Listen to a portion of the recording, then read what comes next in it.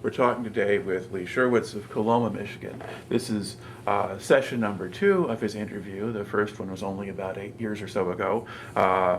And that initial interview covered the early stage of his Air Force career, kind of between 1965 and 68.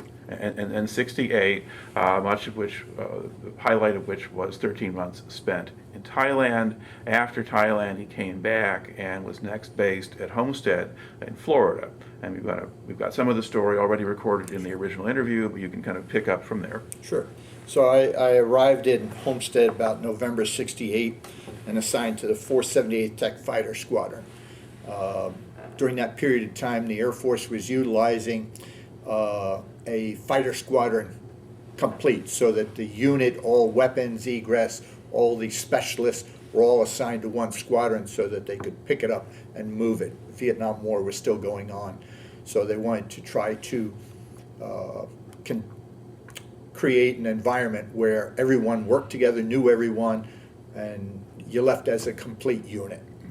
I was assigned because of my experience in combat aircraft control maintenance in Thailand during the Vietnam War. When I arrived at Homestead, they put me into the control room environment to take advantage of my experience. My assignment was actually a debriefer, but I was that's where I take and talk to the pilots on the radio, aircraft radio, while they're flying in, to find out what discrepancies they may have or difficulties with the aircraft that need repair, and have the specialists meet the airplane so that they get a direct feedback from the pilot, and then he comes in to see me, and then we write up the discrepancies and fill out all the documentation and forms and call in specialists where needed for further definition. In that same environment, plans and scheduling, maintenance control, debriefing, and MSL, military supply liaison, supply, all work together under one roof. And through that function, we could manage a fleet of aircraft.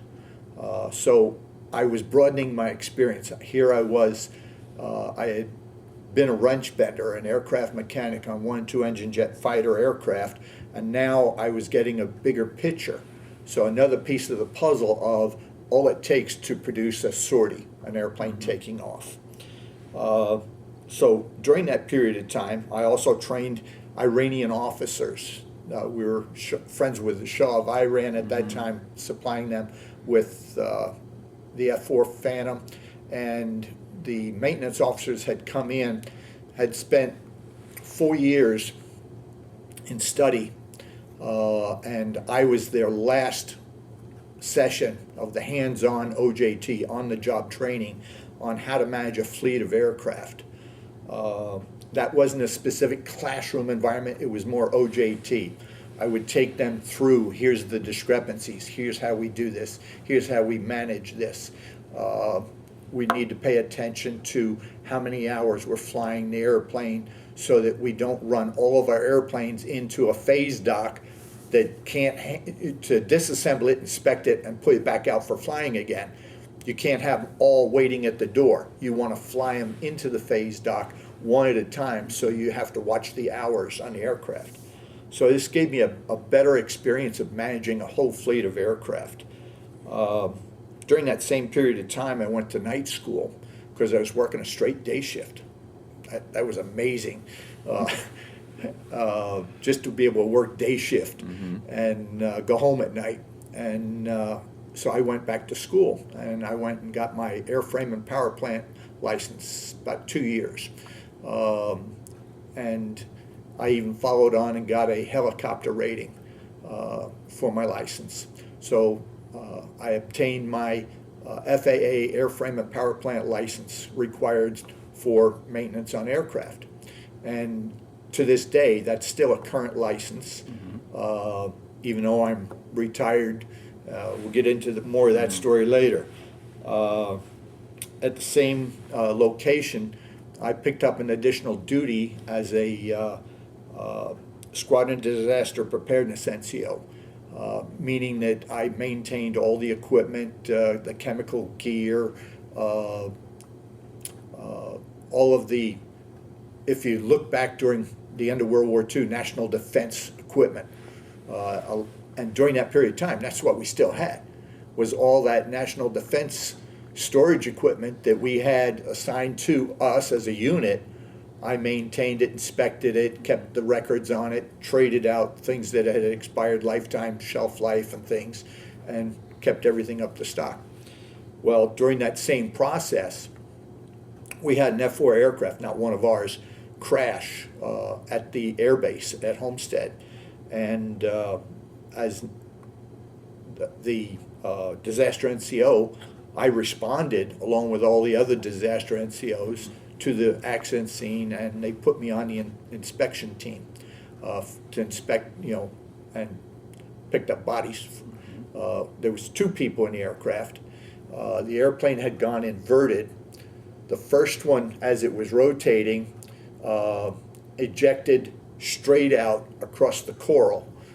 That's the type of soil you got out in the southern end of Florida, and shredded him completely. The other guy, by the time he ejected, the back seat goes first, and then front seat goes. By the time the airplane rotated a little further, the second guy ejected straight down into the water, which we had a water retention pond on the base, and that's where he ejected into. We went out in a little rubber dinghy and retrieved his body. It was like jello. Every bone in his body was fractured, but he was intact. We spent 2 days picking up the backseater who had ejected sideways and just shredded him. And we found about 130, 150 pounds, I forget the number, of flesh, which is pretty good when you consider all the fluid. So, I mean, we did a really good job of trying to find every piece of him to keep it complete. Had you done anything like that when you were in Thailand, or was that someone else's job? No, that was somebody else's job. Every airplane I launched in Thailand came home. So I was very, in fact, in my whole career, every airplane I launched completed its mission. Very good. So. And you mentioned the Iranians. What kind of impression did you have of them when you worked with them? I'd been exposed to the Thais. I had a relationship with the Thai. I hung out with the Thai crew chiefs on the T-28s, and I was just interested in it. So when I was working with the Iranians, they were young maintenance officers. They were these are the next generation coming up, and we got along very good. I invited them, there was a group of about 9, and I invited them out to my house for dinner, took them down to Miami, where they enjoyed the Cuban food, which was very much like theirs, rice and beans and chicken and spicy sauce. So created a good relationship, and I enjoyed that interaction with them. It was just a unique experience, and I took full advantage of it. One of the things I learned a long time ago in Boy Scouts was I took advantage of every opportunity ever presented to me. We need a volunteer. Well, my hand went up. All right. So steer back to your storyline here. All right. And then shortly thereafter, the squadron went to Korea for quite an extended period of time. I was left back behind. My wife was pregnant at that time, so they left me behind. She was ready to download. And I was left in charge with I think we had about a 6-man team that was left behind to maintain the facilities. They asked us to go ahead and repaint the offices and make the place look good. And so we kind of surprised them. We painted all the buildings inside and out. We redid sidewalks, which were pea gravel. We turned them into concrete. We built a patio We redid all of the squadron charts and everything during that period of time. To make a chart, and we're using wax pencils on all this stuff, so I'm dating myself, but you used little strips of tape to create the background, and you put plexiglass over it, and then you could write on it. But what was unique about this was all of the concrete that I got was excess concrete that were being used at other parts of the air base, projects that were paid for and contracted, and I always ordered a little bit extra because you never wanted to run out of concrete. So what I did is I worked out a deal with the civil engineers that, hey, give me a holler. You know, in fact, they actually gave me a radio, and I had preforms set up that I could adjust to whatever amount of concrete, and we would stop whatever we were doing, get the concrete, lay it in, smooth it out, and block it, and get ready for the next, next day or a couple days later, whenever they were doing any work, they would call me. For all the paint, now the squadron had set aside some money to get some paint. When I went up to supply, talked to them, and said, well, the squadron wants me to paint all the buildings, and I've got the funds here. He said, well, hey, we've got some paint that's expiring in shelf life, and all we're going to do is transfer it to DRMO, and it'll be disposed of. Well, we'll give you that for free. So we got all the paint to paint the buildings inside and out over the period of time. I'd keep checking back with them. I was looking for, try to keep the color standard. And we got enough paint to paint the buildings inside and out. And in my performance report, after the squadron came back from Korea, in my next performance report, basically the squadron commander said I was the biggest thief on base to be able to produce all this, but you did it as an NCO should. Mm-hmm. And so that was a nice accomplishment. A little bit later on, I was we stayed in the same buildings, but the squadron designation changed. We dropped the 478th, and they created a new squadron, the 309th, and I got moved up to senior controller in the control room, and I worked night shift. I was a one-person on night shift, and I had completed all my schooling, so I was real happy there, and didn't mind it. So I was doing the aircraft maintenance control at night. If they needed parts from supply, I went back to the supply room, issued the parts, did all the paperwork. So all that training that I got and experience paid off. Mm-hmm. And once again, a little bit bigger picture.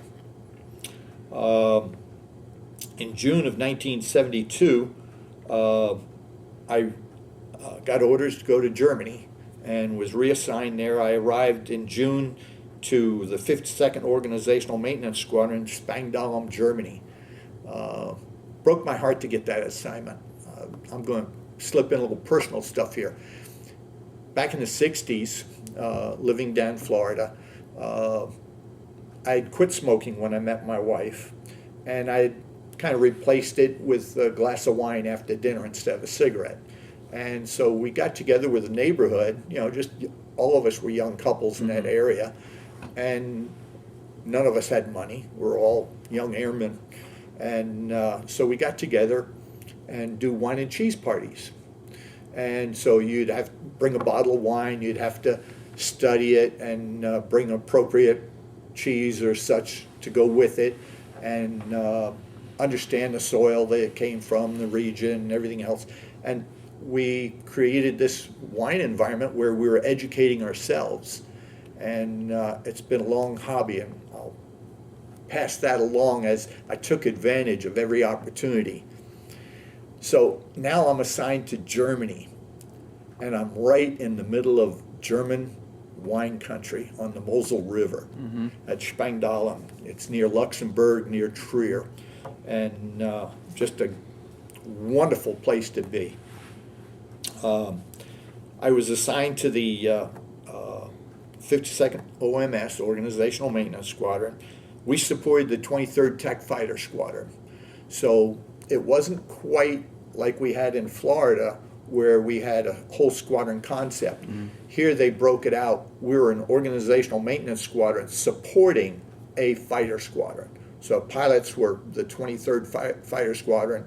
I was part of the 52nd Tech Fighter Wing and the 52nd Organizational Maintenance Squadron. And I was a crew chief. I was back out on the flight line, bending wrenches. You couldn't tear me away from that airplane.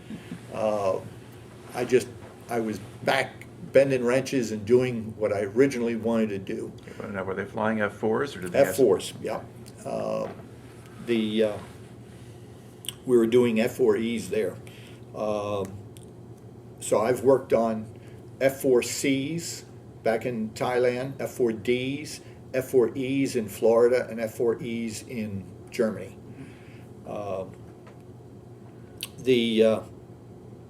One of the things this is the Cold War going on now. I was assigned to Victor Alert as a shift supervisor. As crew chief, I had demonstrated high caliber of awareness and we call it give a shit factor. I cared about the job I was doing. And so I was assigned as a shift supervisor for Victor Alert. Now these are nuclear-loaded aircraft for air-to-ground bombing with specific targets already pre-programmed in case the Cold War begins. And the Cold War did exist, and it was a war. You ask any of the guys that served any period of time over in Europe, you were on the edge of the knife every day. While I was up there, I noticed that their technical orders were not being maintained. Technical orders are the books on how to do the repairs and maintenance of the aircraft, when to do certain inspections and stuff. And it spells out all the job requirements of maintaining the F-4.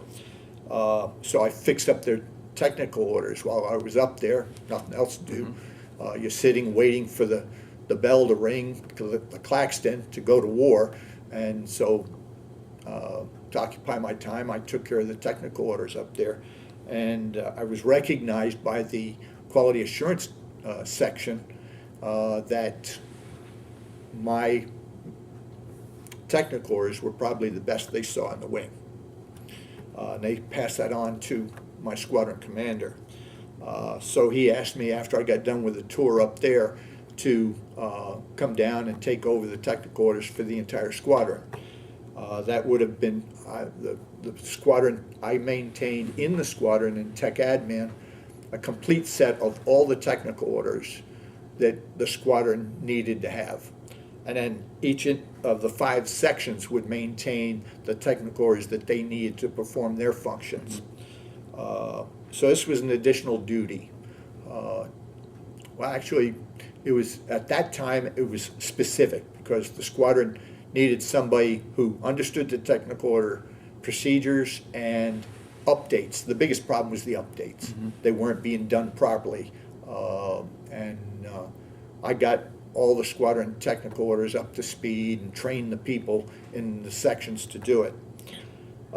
Being an admin, you also pick up some other additional duties. I picked up an additional duty as the Squadron Vehicle Control NCO, meaning that I had 25 vehicles that I was responsible for, even though I wasn't driving them. I had to go out and make sure that the inspections were being done daily and schedule them through vehicle maintenance for scheduled oil changes and things, inspections. And again, not hurt ourselves in all of my vehicles are sitting in motor pool and not where we need them. So once again, that scheduling experience that I got allowed me to work with the motor pool and schedule all of our vehicles in so it wouldn't hurt our ability to perform our job. Okay. Now, you're somebody who's kind of going at your job pretty enthusiastically here. How did the other enlisted personnel you're working with respond to that? I mean, did they buy into it, or did they push back? There was some pushback, especially when I went into tech admin. Now I wasn't a wrench bender. I wasn't a part of the maintenance crew. I was part of the office. You're going to work with a clean uniform. You're going home with a clean uniform. You don't smell like JP4 jet fuel. You don't have hydraulic fluid on your boots. And yeah, there's a little, push there.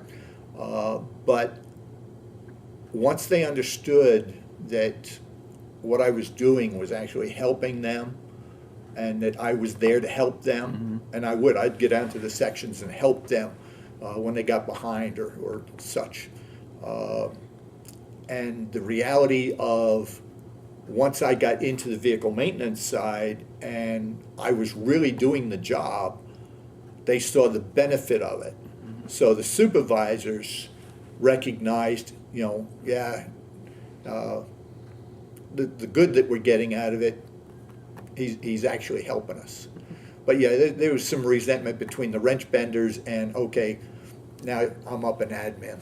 Yeah.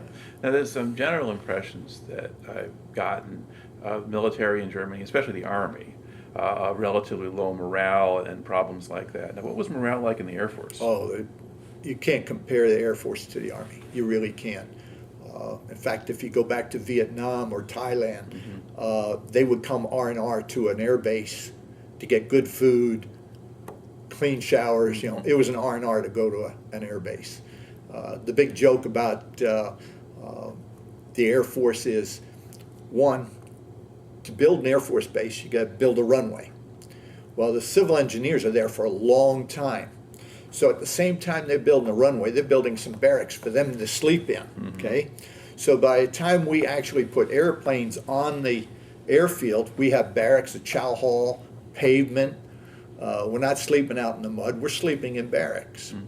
And there's a twofold reason for that. We're putting a multi-million-dollar airplane up in the air, and they want us to have rest, all the proper nutrition, everything else to be able to do our job to protect the investment the Air Force has gotten, not only the airplane, but the pilots. So, yeah, that's a little bit of the bigger picture, but, yeah, there's always a resentment. In fact, the jokes are that we generally have a golf course on our air bases, too. So the Army comes to the Air Force bases to eat good chow and play golf and enjoy life. Okay. So All right. we got along. And I'll talk about the Army a little bit later, working hand in hand with them. I was a member of the base ski team there. I had learned to ski, and I got involved with them. I mean, you're in Germany, you're only 5 hours from the Alps, drive down there and go skiing, and joined the base ski team and got more skiing in. Just had a good time, took advantage of it. I was also the maintenance supply liaison for the Royal Danish Air Force visit. It was a buddy exchange. Being in NATO, we would interact with one another. We would work with one another's aircraft. The Danes came down to Spangdahlem Air Base from Aalborg in Denmark, and I was in charge of their bed down and working with all their maintenance personnel. So I was the maintenance liaison for them to make sure that they got their fuel for their aircraft, anything that they needed done in a maintenance shop, I would help coordinate it. So I was their mini maintenance controller between the Danish Air Force and our U.S. facilities that were there to make sure that everything that they needed, they were provided and were able to do. They spoke English? Yes, yes. They also spoke Danish. Amazing. Yeah. But yeah, the NATO language is English. There were a couple guys. Once again, now we're talking 70s. And Denmark is still the only country outside of the United States that celebrates the 4th of July. And they do that because of the Marshall Plan after World War II, the rebuilding of Denmark, and that is their way of thanking us. So it's the only place in the world, a little piece of trivia for you, that is done. So that was a wonderful visit. I had all the maintenance guys come out to my house. I'm living in an on-base apartment, and we crowded all the Danes into, there was about 18 of them. We filled my apartment, overflowed it onto the balcony, but I had the Danish Air Force visiting an American family living in Germany, and we fed them spaghetti, Italian food. So we made it an international night, Right. and we had a good time.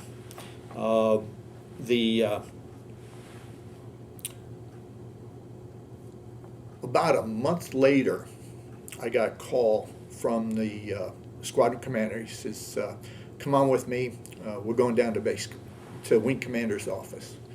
I says, oh, okay, what do I do now, or what am I getting into now? Just, you'll find out when you get there. So went down to the wing commander's office, and the Danish wing commander from Aalborg was there, and they presented, getting emotional here, two candlestick, wall hanging Danish candle holders as a thank you gift for all the work that I did.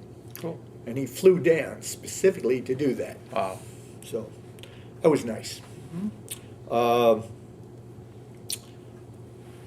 I finished up, I was in my 4th year at Spangdahlem, and I was getting burned out because I was given a whole bunch, every time I turned around I had another additional duty, additional duty. They gave me additional staff, but because we were doing such a good job, I was still putting in a lot of hours, a lot of stress. I was now the NCOIC of Technical Administration. Still maintained technical orders, but I was becoming a professional meeting attender for the squadron commander. So I was going to all these meetings, all these councils and everything else. Oh, Scherwitz will do it, Scherwitz will do it. You know, we give it to Scherwitz, it'll get done. And that was the kicker, is if he gave me something, he didn't have to ask, is it going to happen? He just knew it would happen. So I'm in my 4th year, and he said, okay, you've done a really good job. I'm going to put you back up on Victor Alert and give you a rest. He knew I was getting burned out. It was, you know. So he put me up on Victor Alert, and I was the NCOIC up there at that point. So I ran Victor Alert, and that was kind of a thank you gift job. And that's how I finished up my career there at Spangdahlem. I finished up Tech Admin, or the Victor Alert, and I rotated out of there. One of the things I was recognized for is we had a USAFE Mini Operational Readiness Inspection, ORI inspection. We got the first ever satisfactory for an alert facility inspection in command while I was in my charge. So another little feather in my cap. Oh, I forgot to mention too, during the same period of time, that 4-year period at Spangdahlem, I made multiple, I think, crew chief of the month, crew chief of the quarter, but also NCO of the month, NCO of the quarter, and NCO of the year for the squadron and wing. So I was being recognized for all this hard work. We also had another inspection while I was up at Alert by the Maintenance Standardization Evaluation Team, MSET. Victor Alert Aircraft Start and Launch Procedures Evaluation. The squadron, we got a commendment from them on our procedures and everything that we did. They even threw some problems into it that I can't talk about that we processed and handled, they said, very quickly and the right thing to do at the right time. So got accolades for that. In May of '77, I rotated back to the States in May of 1977. I was assigned to the 366 Equipment Maintenance Squadron at Mountain Home Air Force Base. So now, instead of being assigned to a fighter squadron, this is F-111s, I was now being assigned to the phase dock. I actually asked for that assignment because I wanted to see, I wanted to broaden my picture. So I wanted to go into a phase dock. That's where we strip down the airplane periodically, every so many hours, inspect it, lubricate, do time change parts on it, put it all back together, and send it back out to the flight line for them to fly it until the next inspection. And where is Mountain Home? In Idaho, about 50 miles south of Boise, out in the desert. But I also found that Idaho is a wonderland. We were 50 miles out in the desert. I'm going to go personal here before I get back to the maintenance side. We lived on base. In fact, I'll do the personal stuff after, Okay. because there's a lot of stuff tied into it. When I got there, I didn't know the F-111 aircraft. I wanted to learn it. Best way to learn it was tear it apart, put it back together. But when I got there, they had never gotten a satisfactory inspection from quality assurance on their finished product of their work. And I asked the guys to take me through the inspection documentation. And as I was going through with the guys I was being assigned to, they were giving me nomenclature, this nomenclature here is this. No, it's this over here. I knew enough. I had got my FAA license, I understood aircraft. I just didn't know the nuances of this particular aircraft. So I identified a training deficiency. I found out it was all the way across there's 3 phase docks in the hangar. So I went upstairs and said, we got a problem here. So, okay, you identified the problem, you fix it. So I did. I took on the challenge. I went down to quality assurance and went through all the inspection procedures and everything else, and called the manufacturer, got specific on why are we inspecting this only so many hours, and they said, okay, we're looking for a crack in this one area, because if you get a crack in that one area, the wing, that means you've over-G'd the aircraft. And the first place it's going to show up is right there. It's the weakest part of the wing. Well, nobody understood that. They just knew to inspect area such and such for cracks. So what they were doing was just inspecting the whole bottom of the wing. They didn't understand what it was they were looking for and why they were looking for it. So I brought the why into the training program. And I produced my first inspection. Quality assurance came and evaluated it. I got an excellent. The first excellent on the F-111, that the base, since the base had them for several years, that quality assurance had. So that was another little feather in my cap. Attention to detail, follow procedures. I attended the Tactical NCO Academy in 1978. That's part of our NCO training, first level of NCO Academy, and completed that. So I got additional schooling. In 1979, I was assigned to the 366 Tech Fighter Wing Quality Assurance Division, because I had impressed them so much, and I had trained, by the time I got done with phase doc, I had trained all the personnel in phase and trained the trainers how to train. So I left them with the ability to continue on what I built. And quality assurance snatched me up. They wanted me to inspect not only phase doc, but they wanted me to inspect the flight line too. So I went into quality assurance and I was inspecting all the work being done on all the aircraft, all different, whether it was pre-flight, that is the inspection you do before the flight, and a post-flight, the inspection after flight, and all the maintenance procedures in between. So we would go out and evaluate them and do no-notice inspections and evaluations on the personnel, make sure that they're doing the job the way they're supposed to and that they're properly trained. I performed, with quality assurance, I performed the first aircraft inspection on the brand new EF-111, and it was the airplane. They took a F-111, sent it back to the manufacturer, and they created a new airplane, electronic warfare, EF-111.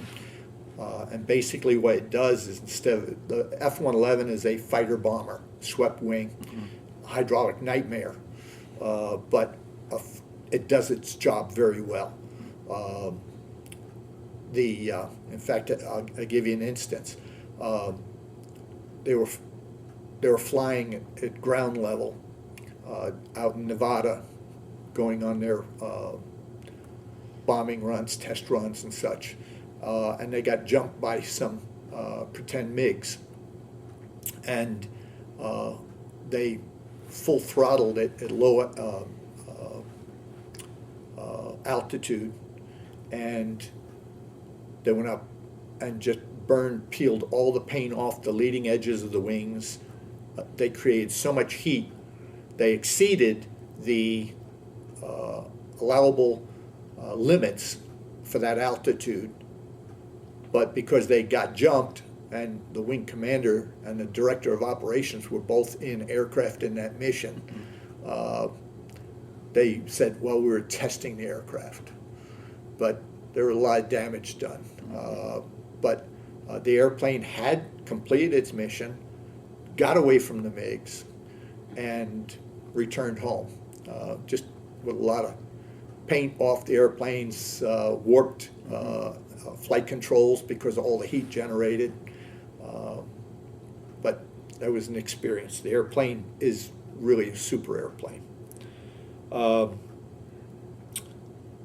electronic warfare component, I mean, what the plane actually did? Now that was another, okay, that was the EF-111, that was the standard F-111A. Okay. With the EF-111A, it is designed to take let's say you've got ground radar and they're tracking you. The EF-111 can capture that signal and tell the signal that the airplane is here, but the signal they're sending back to the radar is saying that the airplane's over here, Okay. tricking the radar. So the EF-111 would fly with a group of other fighter aircraft, capture the signal, send it back to the radar, and tell them we're over here, not over here. Okay. So one aircraft would fly with a group of other aircraft to protect them. And also they had other functions that they could actually send a signal back down to the radar and burn it up. The acceptance inspection that I did, I identified some deficiencies that they had created in the remanufacturing of the aircraft, and that their inspectors and their people didn't identify. And I got a letter of appreciation from Commander at Det 3 Tactical Air Wing Center for finding those discrepancies and working with them to do the fix. The discrepancies I found were definitely needed. So that, once again, it shows the importance of doing an acceptance inspection on a new product. Went TDY, temporary duty assignment, to Pease Air Force Base on Empire Glacier, which was once again another outstanding, successful mission. I attended weight and balance and quality assurance school, once again increasing my education. You know, it's measured. Education is measured in degrees, or in the military, it's measured by certificates. You get a certificate every time you go through another class. I was asked. Pikes Peak Community College had been trying to teach a FAA airframe and power plant license class, like I took down in Florida, but they didn't have qualified instructors, and nobody had stepped forward, and I didn't even know they were even looking. They were in my commander's office. They had heard about me, knew that I had an FAA license, and this is while I was in quality assurance. And my squadron commander, I worked night shift, and they wanted me to teach class Tuesdays and Thursdays to other maintenance personnel for them to be able to obtain their FAA licenses. So the squadron commander asked me to go to work, off-duty type thing, by teaching these classes. So I accepted, and what the commander did was excused me for a long lunch period, Tuesdays and Thursdays, to teach the class, and if needed, if I couldn't get my work done, I'd stay over. You know, but I was good at what I did. And So Pikes Peak would be Colorado. Pikes Peak Community College was the school that we utilized, just like in Germany we had Bowling Green. Oh, okay.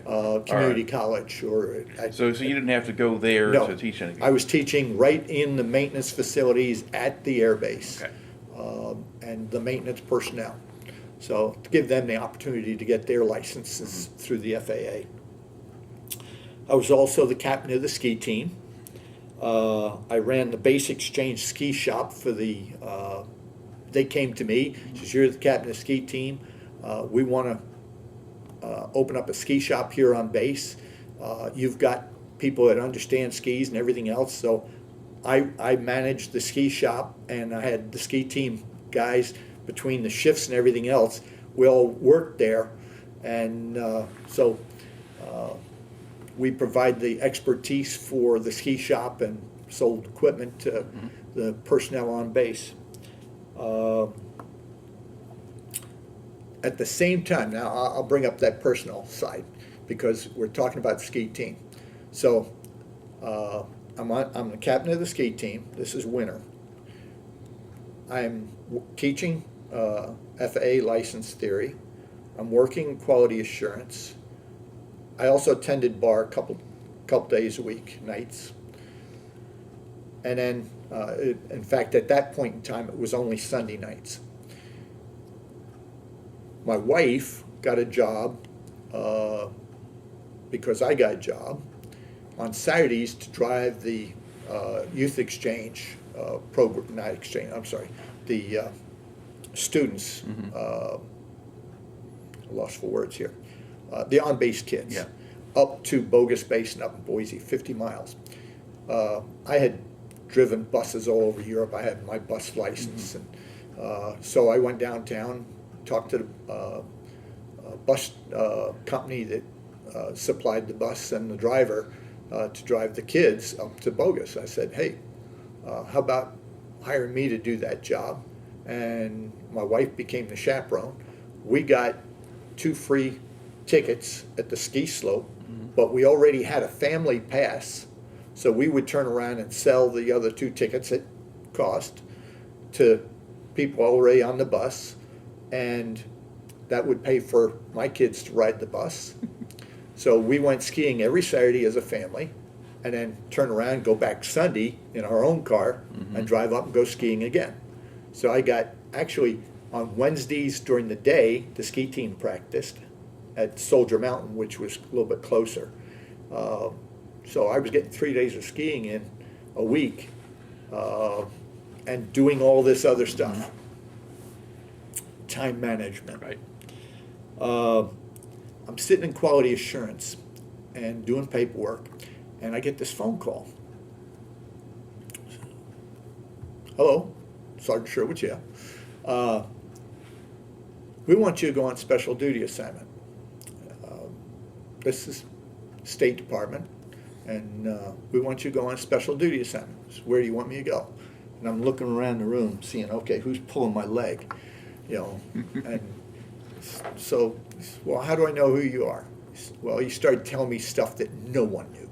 I mean, just my secret clearance and such, you know, they had done an investigation on me and everything else.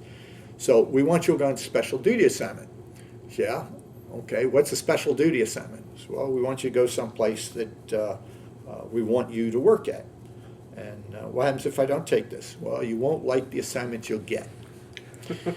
So we want you.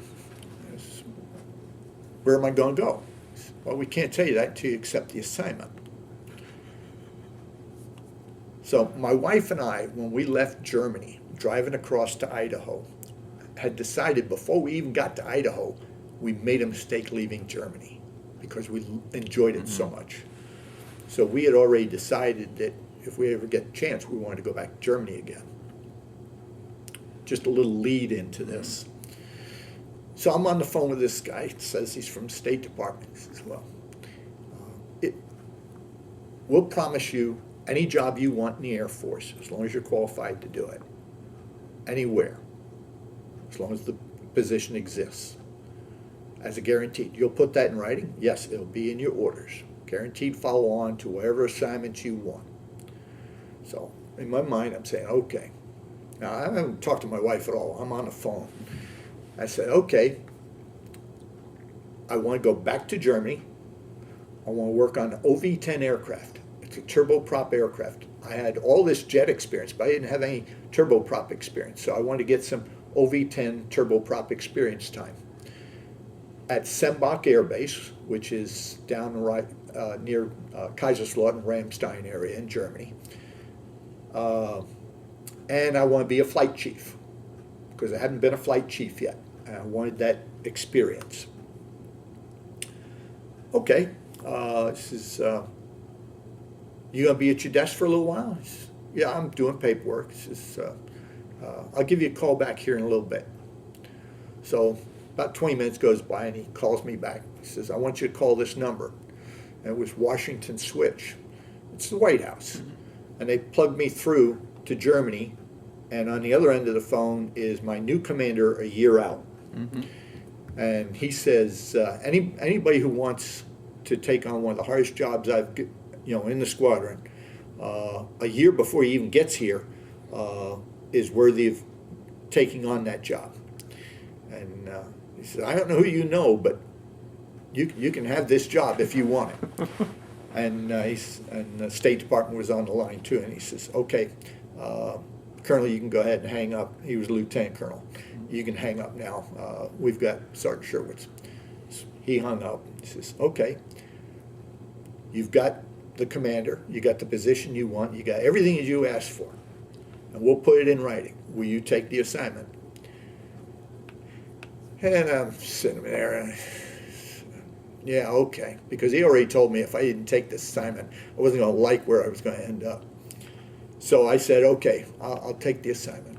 He says, well, you came highly recommended.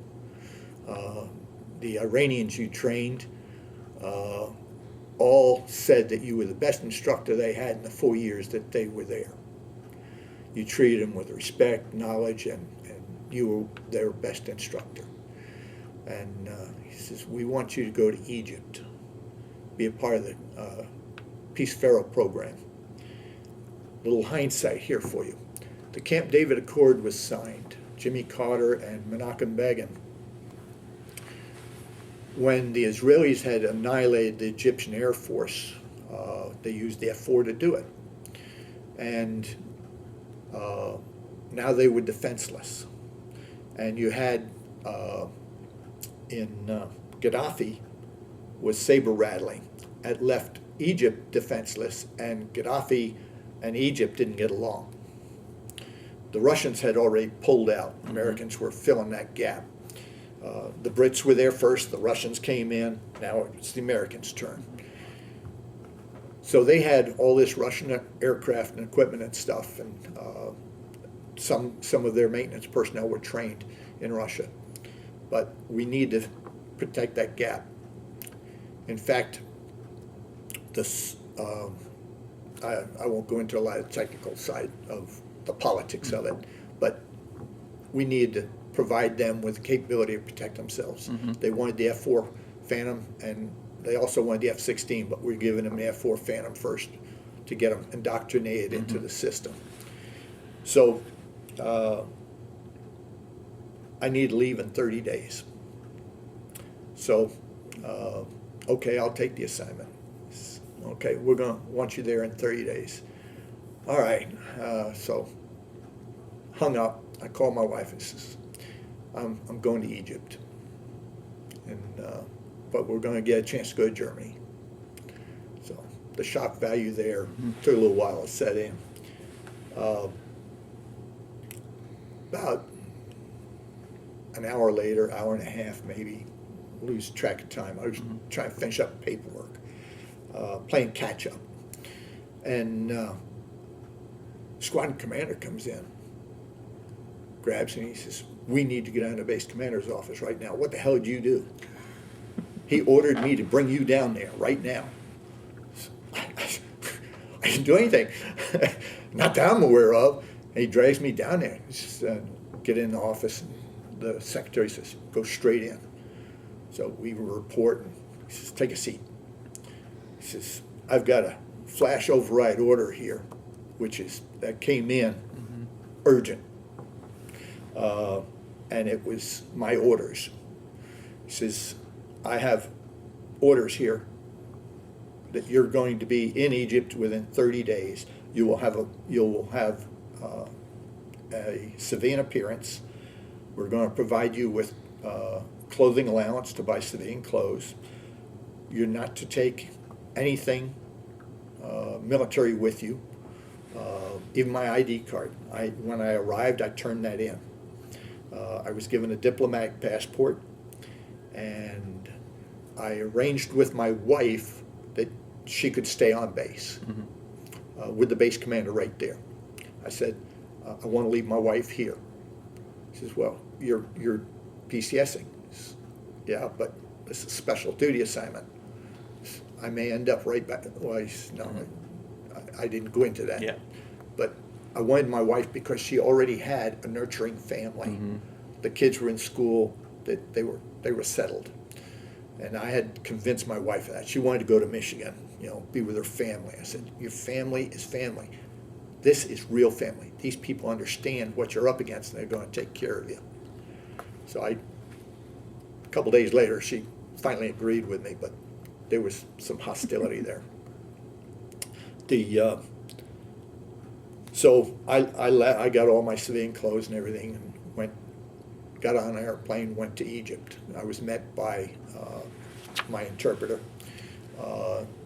Took me to the compound. We had a hotel that there was 90 of us in total.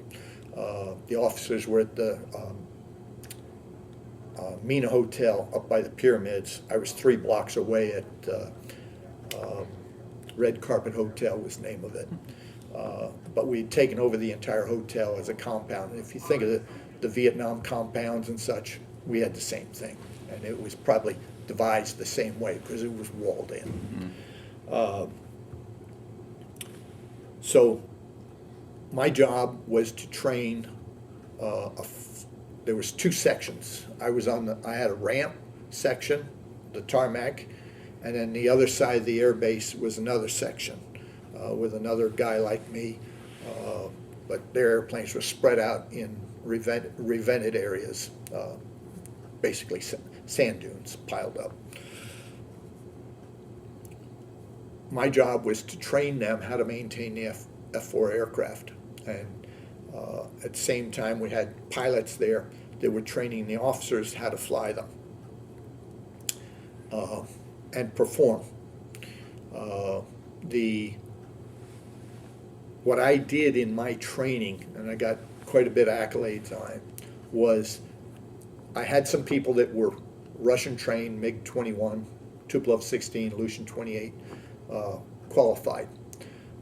So what I did, if I was teaching brakes that day, we'd go over to a MiG-21, we'd disassemble the brakes, talk about the nomenclature, the physics of it, how it all works.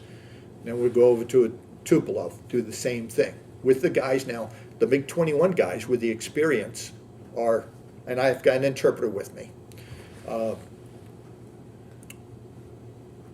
They are explaining in Arabic, okay, yeah, he's talking about this, and I give them a chance to talk and everything else.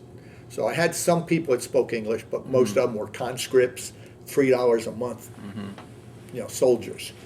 And then we could do the same thing with the Tupolev, and then with the Aleutian 28.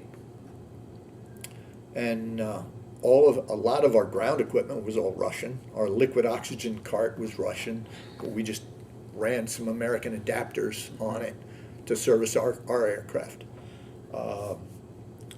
So that was my means of process of getting what knowledge they already had and just adding to it. And then we go back to the F-111, disassemble it, just had lots more rotors and stators. Rotors rotate around the axle. The stators are stationary. You apply hydraulic pressure to them.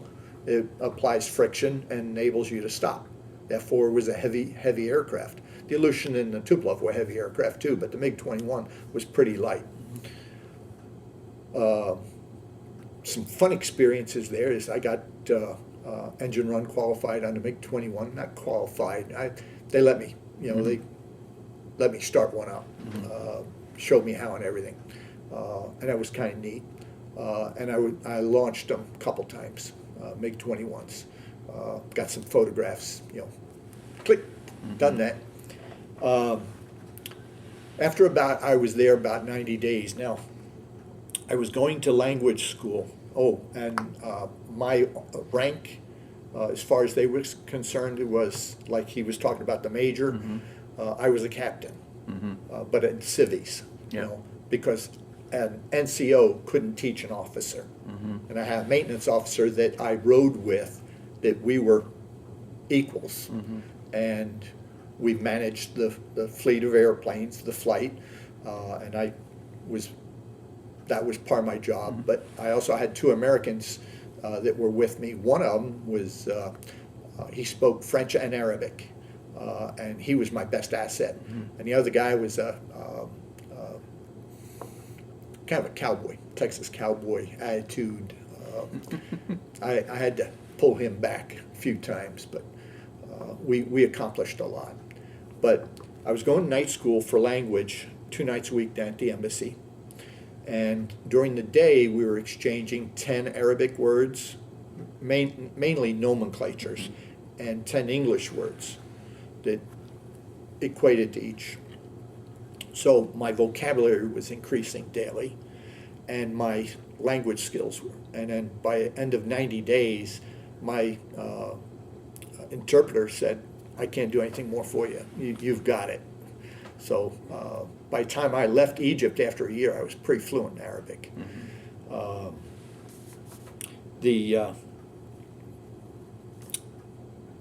me give you some data here. I was assigned to the Air Force Element Technical Assistance Field Team Taft to Cairo, Egypt, Egypt Project Peace Pharaoh, Department of Defense Joint Activity, Senior Flight Line Maintenance Advisor, F-4E aircraft. That was my job title. Fills the whole card right there. Yeah. I trained 78 Egyptian Air Force EF maintenance personnel and engineering officers. The 6 October National Military Review flyover, we ensured that we had enough airplanes and qualified people to do that flyover. So that was from June into October, we were able to do that. And that was huge. That was Anwar Sadat and General Abiz, the Air Force, General of the Air Force. That was huge for them because now they could demonstrate publicly on television that they had that capability. On 8 November 80, the Egyptian Air Force firepower demonstration was put on at Cairo West where I was working, which I drove past the pyramids every day to work, 20 miles out into the desert to Cairo West Air Base. which still had shot up MiG-21s, Tuplovs, Aleutians laying in around the airfield. Got some really interesting photographs that when I took them back to Germany after I left Egypt, I said, "Where'd you get this stuff? This is all classified." I said, "No, it isn't. This is just personal photographs." Well, I let all the intel people have copies of my photographs and stuff. And another story. But anyhow, we put on this firepower demonstration. And what we did is we took 55-gallon drums and wired them with a spark plug, poured some diesel fuel and gasoline into the barrels, and then just spun distributor cap as the airplanes went by, so the barrels went boom, boom, boom, boom, boom. And, you know, we created a great show.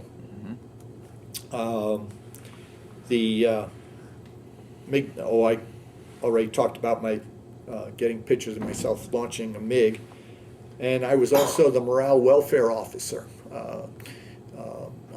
I have over 300 combat missions in downtown Cairo, driving an 18-passenger van. Driving in Egypt is not for the faint at heart, but I had already driven over in Thailand on a motorcycle, and you know, I survived there and I survived in Egypt. But everybody kept track on the wax board, the drivers, how many times you drove into the embassy in Cairo or up to Alexandria. We could use the guest house, the embassy guest house up in Alexandria, right on the beach. And I think I took 3 groups up there in the year I was there. The biggest challenge was nobody wanted to drive, so I became the welfare office. Skip. Well, actually, this tape is now up. Okay, good break point. Let me get a drink. Can't they record? I'll ask as much as is needed. Okay. All right.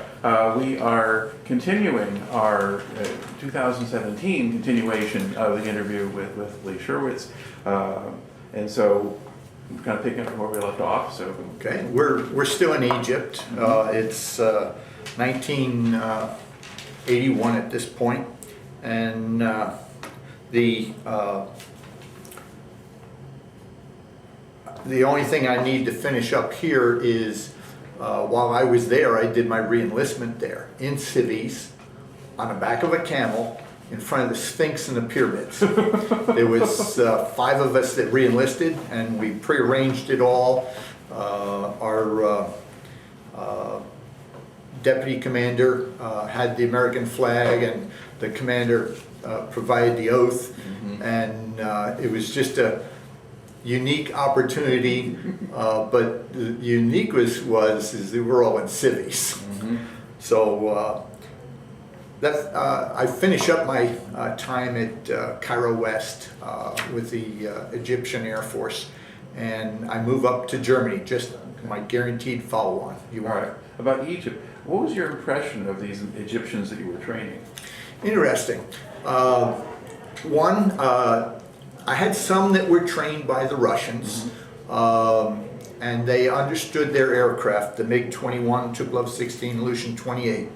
I didn't have very many of those people, so I utilized their experiences to help train the people with no experience. So I took advantage of what talent I had and expanded on it. I love these guys. The conscripts made $3 a month. I would come in and buy tea, shai in Arabic, and we'd go over to one of the bunkers where the little tea hut was, and one guy would be assigned to make tea and keep like a little cafe. But we're inside sandbag bunker, and we're using jet fuel to make the tea, so it really stinks in there, but it has a character. It's where the guys get together, and I would buy tea for the entire flight line. It cost me $1.50, to give everybody on the flight line tea for a day. So I did that about once a month. I would pick up, we'd pass by on our way. I think I told you on tape that I live about 3 blocks from the pyramids, and I passed the pyramids to work every day, going out to Cairo West. And there'd be vendors along the street. One day we were driving in, and they had a little vendor sending basketball-sized watermelons, round watermelons.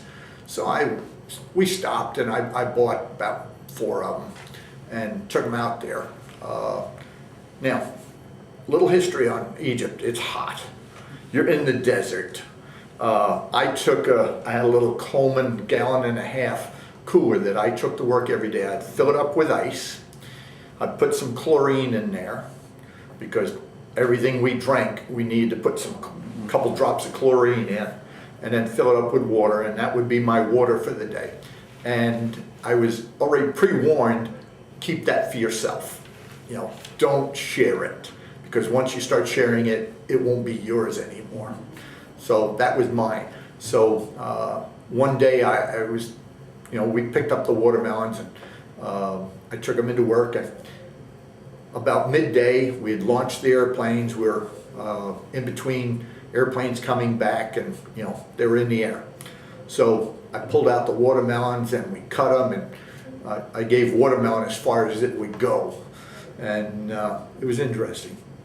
Little training technique.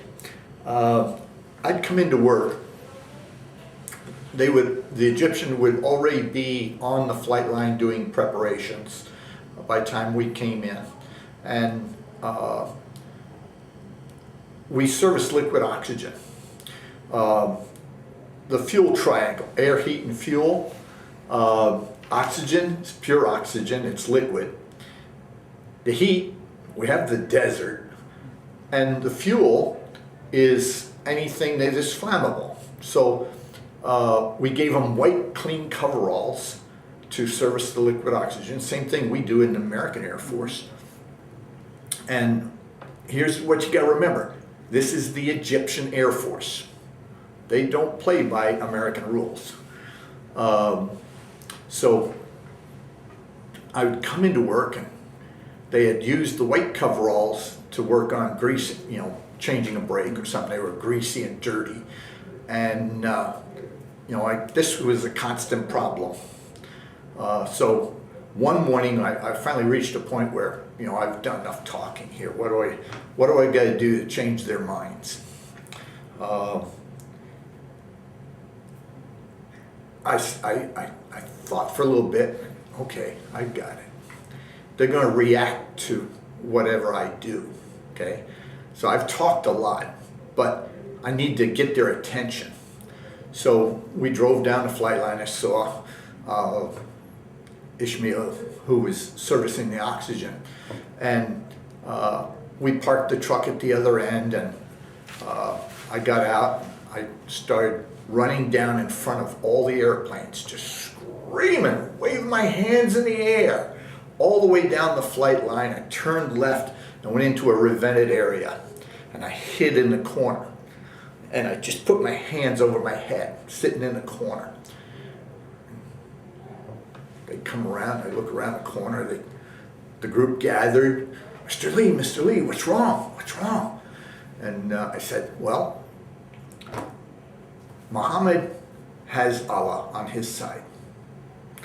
Allah will protect him or not protect him. That is Allah's wish. I'm a Christian. There's no one to protect me. And if the oxygen blows up and I get killed, Allah's not there to protect me. Ah, you're right. From that point on, clean coveralls. They didn't want to hurt me. In Arabic, there is no translation for safety. It doesn't compute, because if Allah wants something to happen, it's going to happen no matter what you do. If you cut off your finger, it's because Allah, it was written. It was time for you to lose your end of your finger. So there is no word for safety. And what's amazing about that, if you drive around Cairo and such, you got buildings going up, there's all this scaffolding, there's no side rails. I never saw or heard of anybody falling off. The whole year I was there watching all these buildings be constructed, all this scaffolding going multi-stories high, because they paid attention. There wasn't a safety rail for them to, the security blanket. They paid attention to what they were doing. Interesting observation. They were warm, friendly. I created a warmth environment. I accepted them. I learned their language and spoke to them in their language and respected their culture. And that was reciprocated. Because I had the access to the van, I think there were about 3 trips that I took up into the Delta land, up to Tanta and Zifta, 2 major cities up in the Delta land north of Cairo, that I took. It's a 15-passenger van. We probably stuffed about 25, 30 guys sitting on one another's laps. I mean, the Egyptians are small. We stuffed them in there and drive up to our destination would be Zanta, for example. That's where one of my conscripts lived, who spoke pretty good English. And this is going to be a unique experience I'll talk about. We drove up there and we're dropping these guys off so that they can go home for the weekend. You know, it's anyhow. They had some time off. It was an extended weekend type thing. They got 2 days off instead of 1. And so drove up to Tanta. Now my first visit there, this is what's really neat. You've seen in the children's Bible books, the little dirt street, a little adobe houses, you know, mud brick houses, and the robes. It's a step back in time. I went up to the small village outside of Zifta, where Hamdi Matwali was his name. And we couldn't get the van into the town because this is a Dodge 18 passenger van. And it's big and too wide for the narrow street, built for carts. So they met me at the village elders knew that I was coming. The whole village knew I was coming. American embassy official coming to visit them. So we parked on the edge of town where it was, and they left a guard there to protect the van. They met me with a donkey, put me on the donkey, and we walked into, you know, I rode into town. The only thing missing was the palm leaves. Yeah. Okay? And this is going through my head. Oh my gosh. Oh, you know, I don't believe what's going on, but okay. You didn't want to do what happened next, but I'll accept what is happening to me. It's a new experience. So we get to the doorway and I get off, they stop and I get off the donkey and I go inside. Hamdi Matwali's mother sets me down. Now, this room here is pretty close to the size of the room that I was in. There's a bench seat that goes all the way along here, across this side, and this way. The door is now behind me. Over in this corner is a opening that goes out into a courtyard because there's multiple houses going around. And there's a big domed pigeon coop there in the center. And there's dirt floor, turkey walking in and out, some chickens. So just to paint the picture, and one light bulb hanging off of 2 wires, they're twisted together, and a light switch, and a small brick, not even brick, mud oven. You build a fire in underneath, and whatever you're cooking goes in the upper shelf. And it's no bigger than 2.5 feet off the ground. You know, it's on the ground where the wood's going, and then, you know, it's small. So she sets me down on the bench, and everything that they own is inside these benches. She then takes my shoes off and washes my feet and gives me tea. Okay? This is the custom. I am a traveler.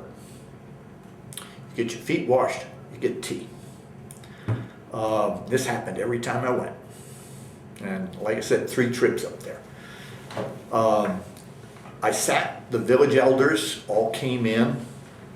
They sat around. I was actually sitting probably towards this corner over here of the room because Hamdi was here next to me, his father was next to him, and the village leader, the elder of the village, was next to me, and then some more of the elders were over here. No women other than the mother who came in and left. We're having conversation, and they bring in a little tripod, not tripod, bipod. It stretches out, and they bring in this big tray filled with food and set it down on this stand. It's got pigeon, it's got all kinds of different foods. And I had already discussed with, some of this stuff I may not try. He says, that's okay, try what you like. And, you know, so we're eating with our hands off the tray. And each time I pick up something, now the doorway's over here, I'm sitting there, I can see the doorway. And there's this crowd of village women. Whenever I picked up something, they would muster in the woman who prepared that food to watch me eat it and to see the expression on my face. And I realized what was going on. And you're put in a precarious position here, okay? You're a representative of the American government, you know, embassy official, you know. I'm driving an embassy van. And so I'm, you know, cognizant of my responsibilities. So I'm tasting the different foods and, you know, and even though I didn't care for it, I finished it. I just didn't go back for more. But what I really loved was the pigeon, stuffed squab. They would take a pigeon and stuff it with just, you know, branches of herbs, stick it in there and probably crinkled some up on top. And they cooked it in each of the little houses. They had done this food preparation. And,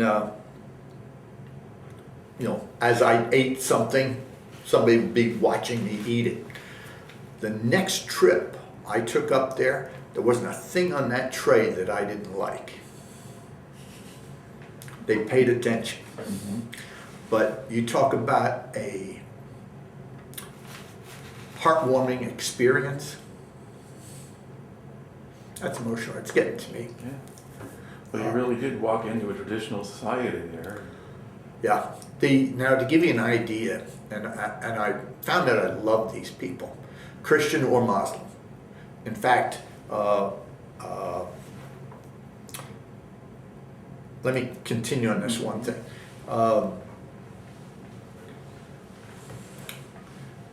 Getting old.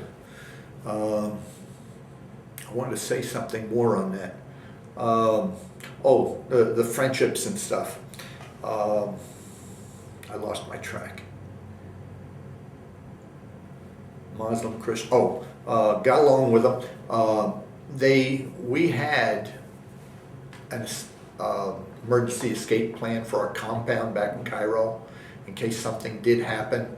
There was already a plan that we would go to we had one tall building, a half flat roof, and we were all to get into it was actually a white building, so we called it the White House. And that's where a helicopter would come in and get us if there was an uprising or something. And this was not, it was just common military preparedness.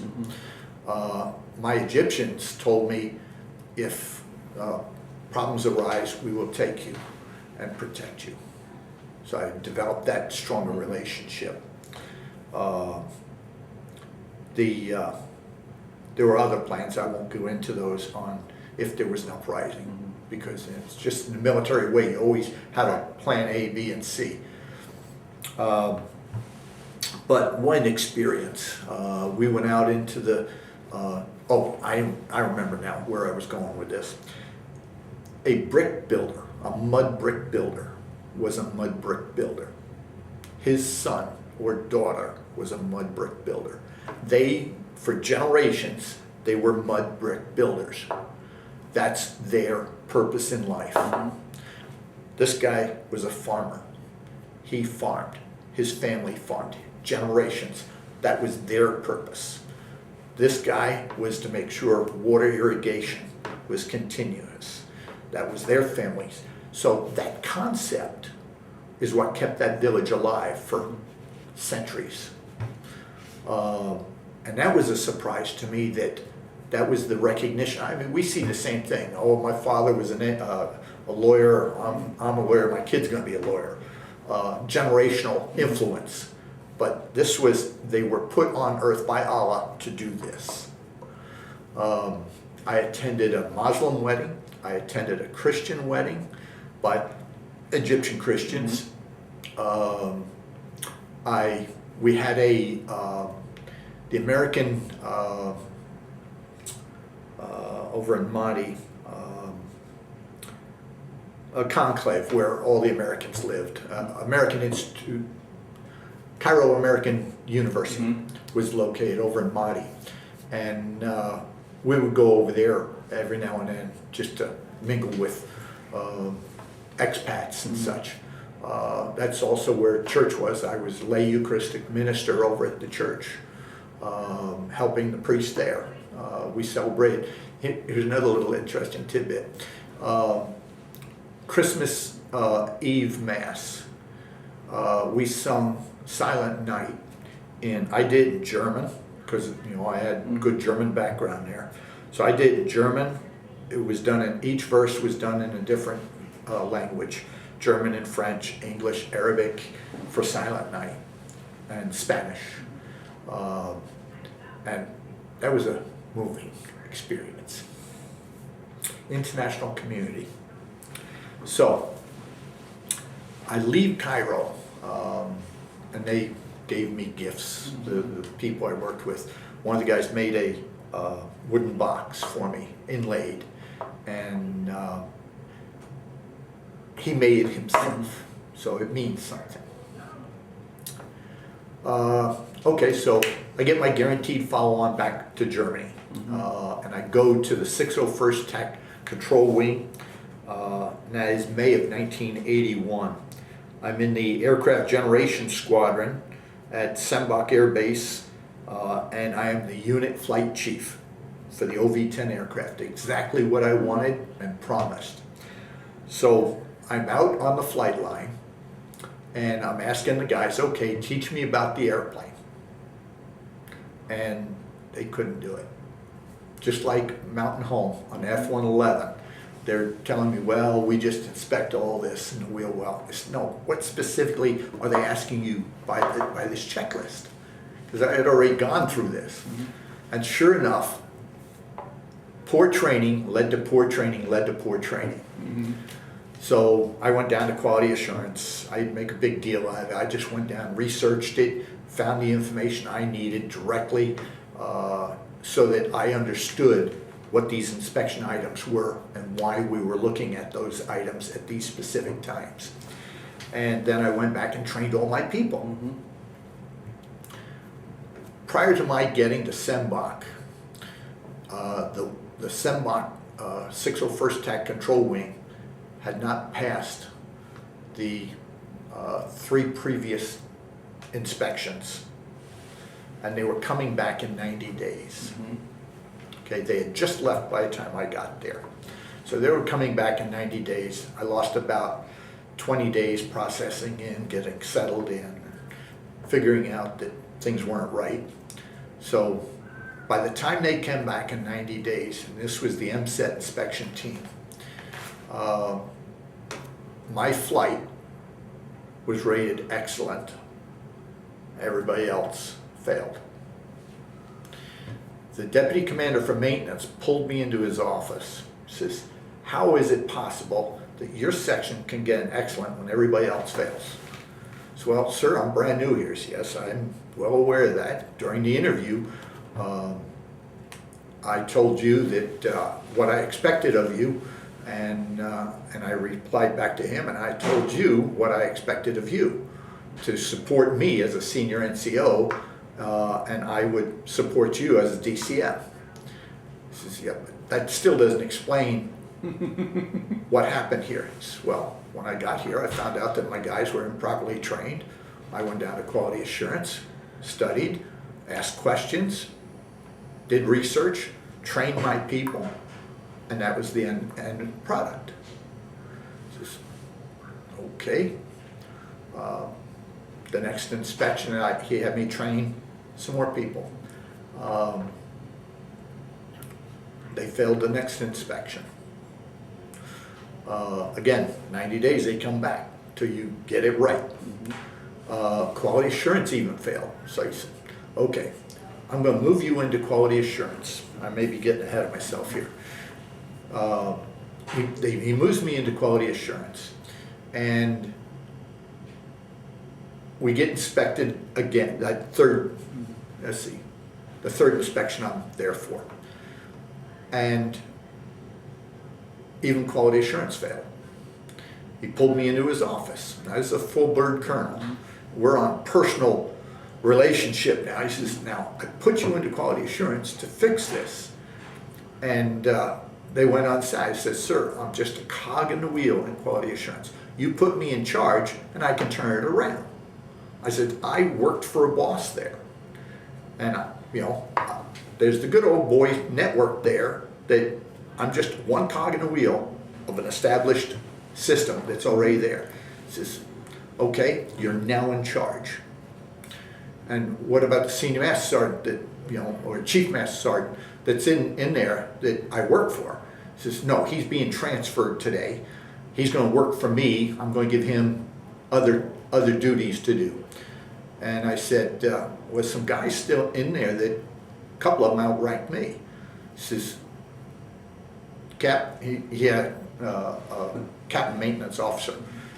He was our FCF pilot that was in the meeting. He says, Captain, you're going to go into quality assurance and you're going to back this man. He has he's got my rank on his arm. And so, long story short, I get rid of a couple people, bring in some people that I'd met out on the flight line that I figured had integrity, and quality assurance come back. We had retrained the flight line, changed the attitude out on the flight line, and we got rated satisfactory in most sections and excellent in several others. And quality assurance was rated, and this is cute because you'll hear this again, a quality assurance to be emulated by other units. Mm-hmm. So let me fill in some gaps here. I was assigned to the 20th Aircraft Maintenance Branch in support of the 20th Tech Fighter Squadron, Tactical Support Squadron.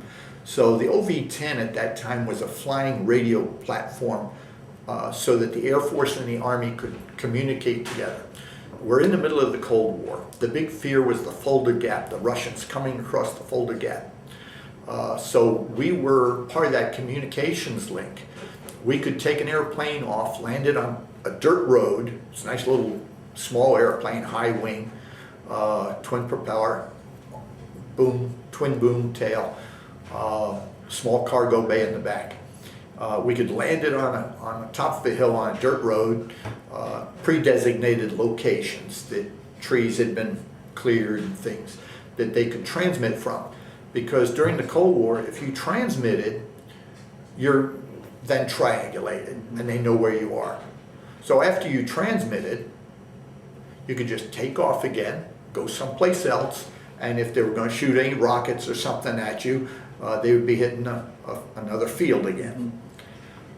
So that was the concept of what we were doing, and plus flying. But if we wanted to conserve fuel, the need for us to be in the air versus just sit on the ground, wait a little while, okay, get back up in the air and go to this location type thing. So maneuverability and hard to target us.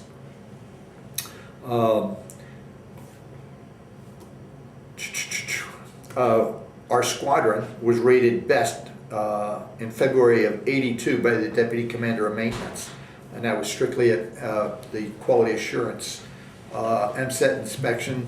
Oh, this is cute.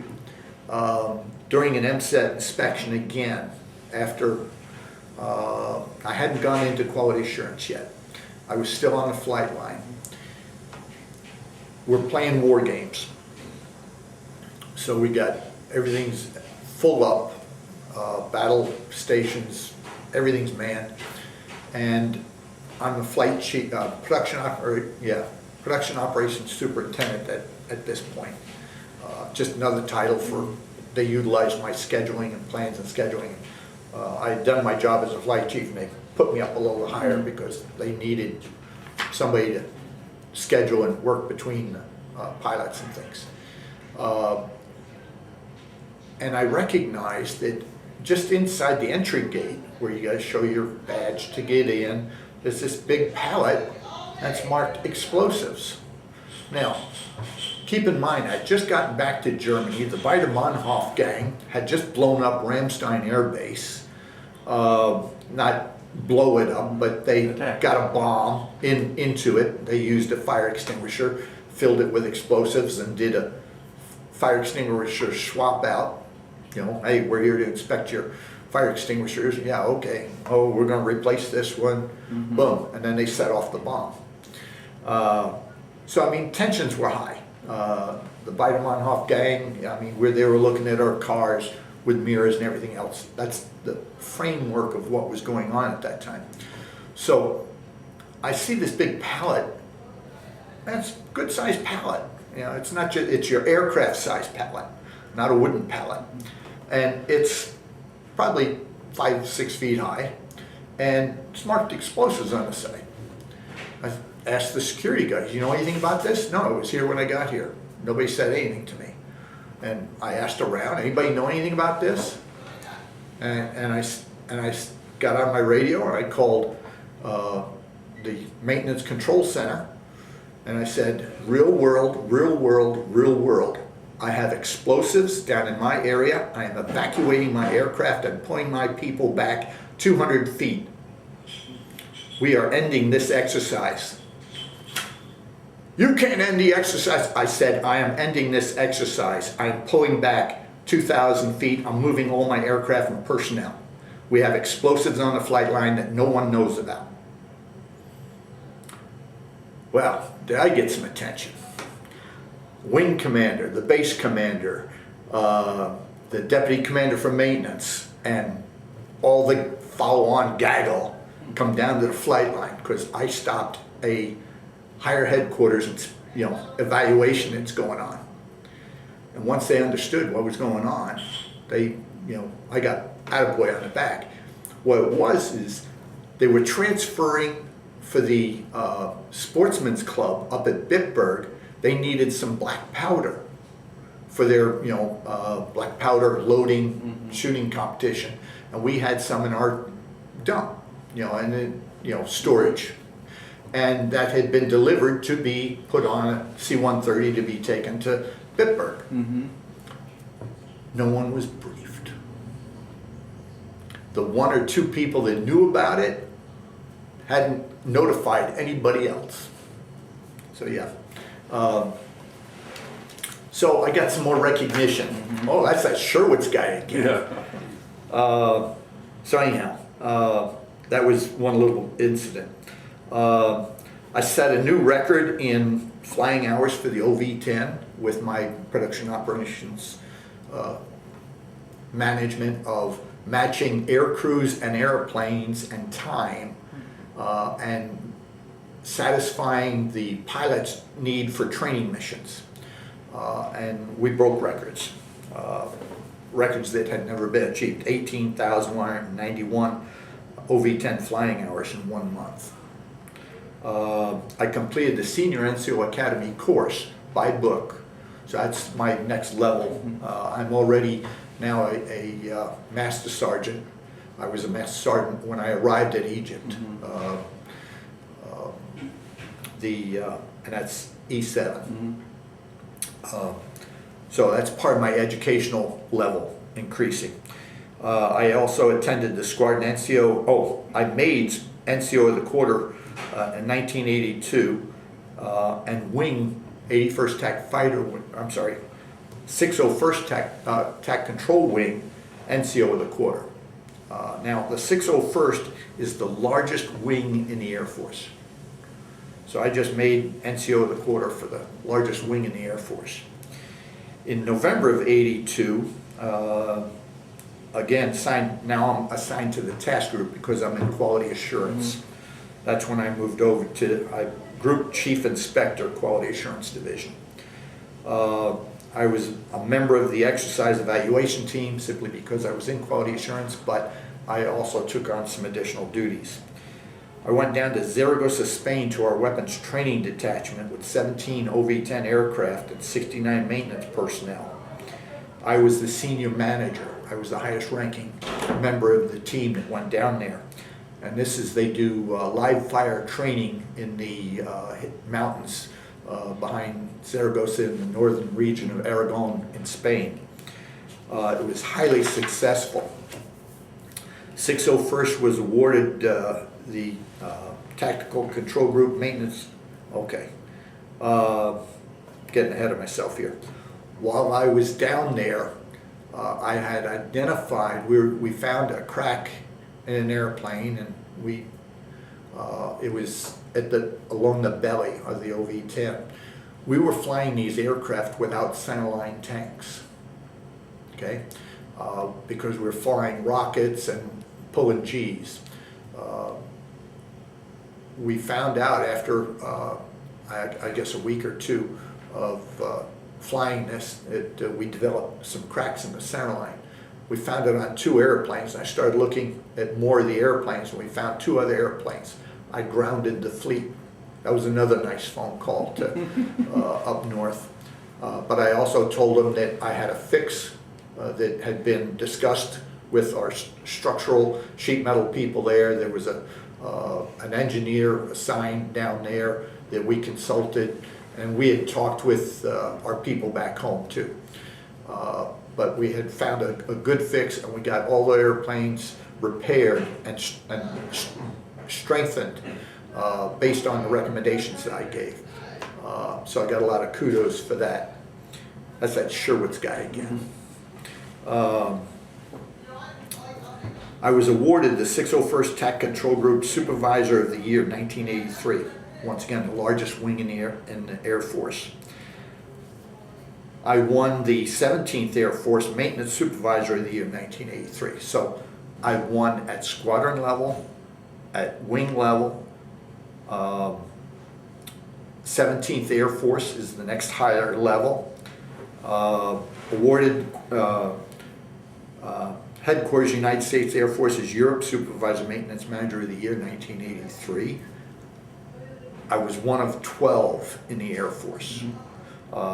So there were 12 commands in the Air Force at that time. Our MSET inspection for the 601st Tech Control Wing QA Division was an example for other commands to emulate, is what one of the reports that led to all this. So I was one of the top senior maintenance supervisors in the Air Force, one of 12. November '82, I was, curiously, the inspectors who kept inspecting us came back, and they wanted me assigned to their team. So I joined MSET in 1982, November of 1982, assigned to Headquarters United States Air Force's Europe USAFE at Ramstein Air Base, which was only 20 minutes down the road. Maintenance Standardization Evaluation Team, MSET Evaluator. So my new job was to go out and inspect all the air bases throughout Europe for compliance, maintenance, training, and condition of aircraft. We had 16 maintenance units in 6 allied NATO countries.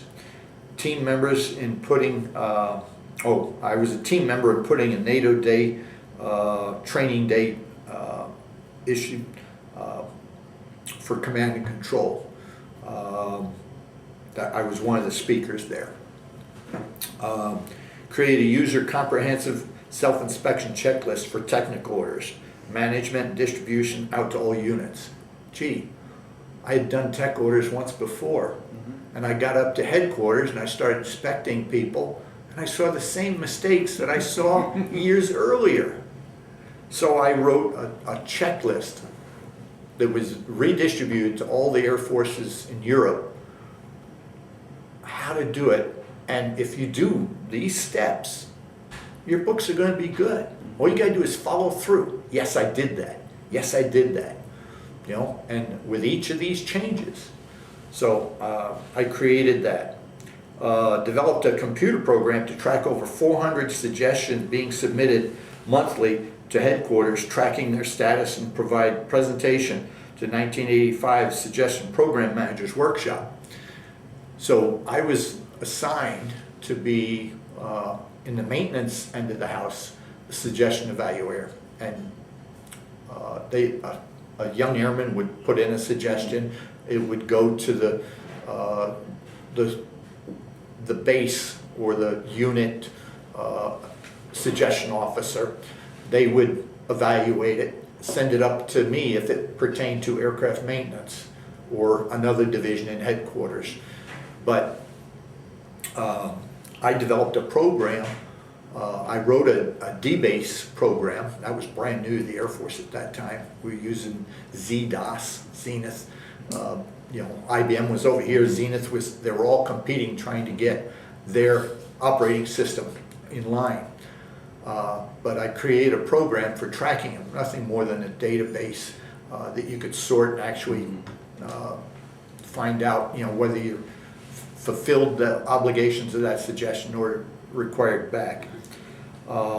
And it was liked so much that I presented at the Suggestion Managers Workshop the program and sent it out to all the units, 16 Air Force units throughout Europe.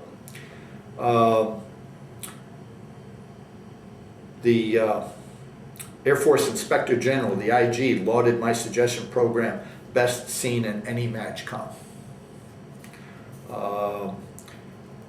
Received accolades from USAFE Chief of Staff Logistics for judging, arbitrating, and scoring integrated combat turnaround competition, LODIO 1985. This is a competition where we get all the units come in, the fighter units, to compete against one another in, okay, the airplane pulls in, how fast can you turn it around? Refuel it, reload it, inspect it, and get it back out on the stopwatch. And I was one of the evaluators for that. And through those exercises, we developed new and faster ways of doing things, and then wrote it into procedure to help all the units. And some of these kids get some pretty creative ideas on, hey, if we did it this way, it'll save us 2 minutes. You know, when you're getting hit with a stopwatch, you start paying attention to those little things. One of the things that I was also recognized for is Maintenance Standardization Evaluation Resident Expert in Aircraft Battle Damage Repair, ABDR, sent out to train 2 units with problems. I inspected the aircraft battle damage repair programs throughout all the 16 units. And that is, if you've got a damaged aircraft, what do you need to do to that airplane to get it one more mission? Patch the hole. To give you an example, during the Vietnam War, on the F-4 Phantom, when we dropped the bombs, the wires stayed with the airplanes. And this is early in 67. The wires, when the speed brakes came down, they'd be flapping underneath the wing, you know, in the wind.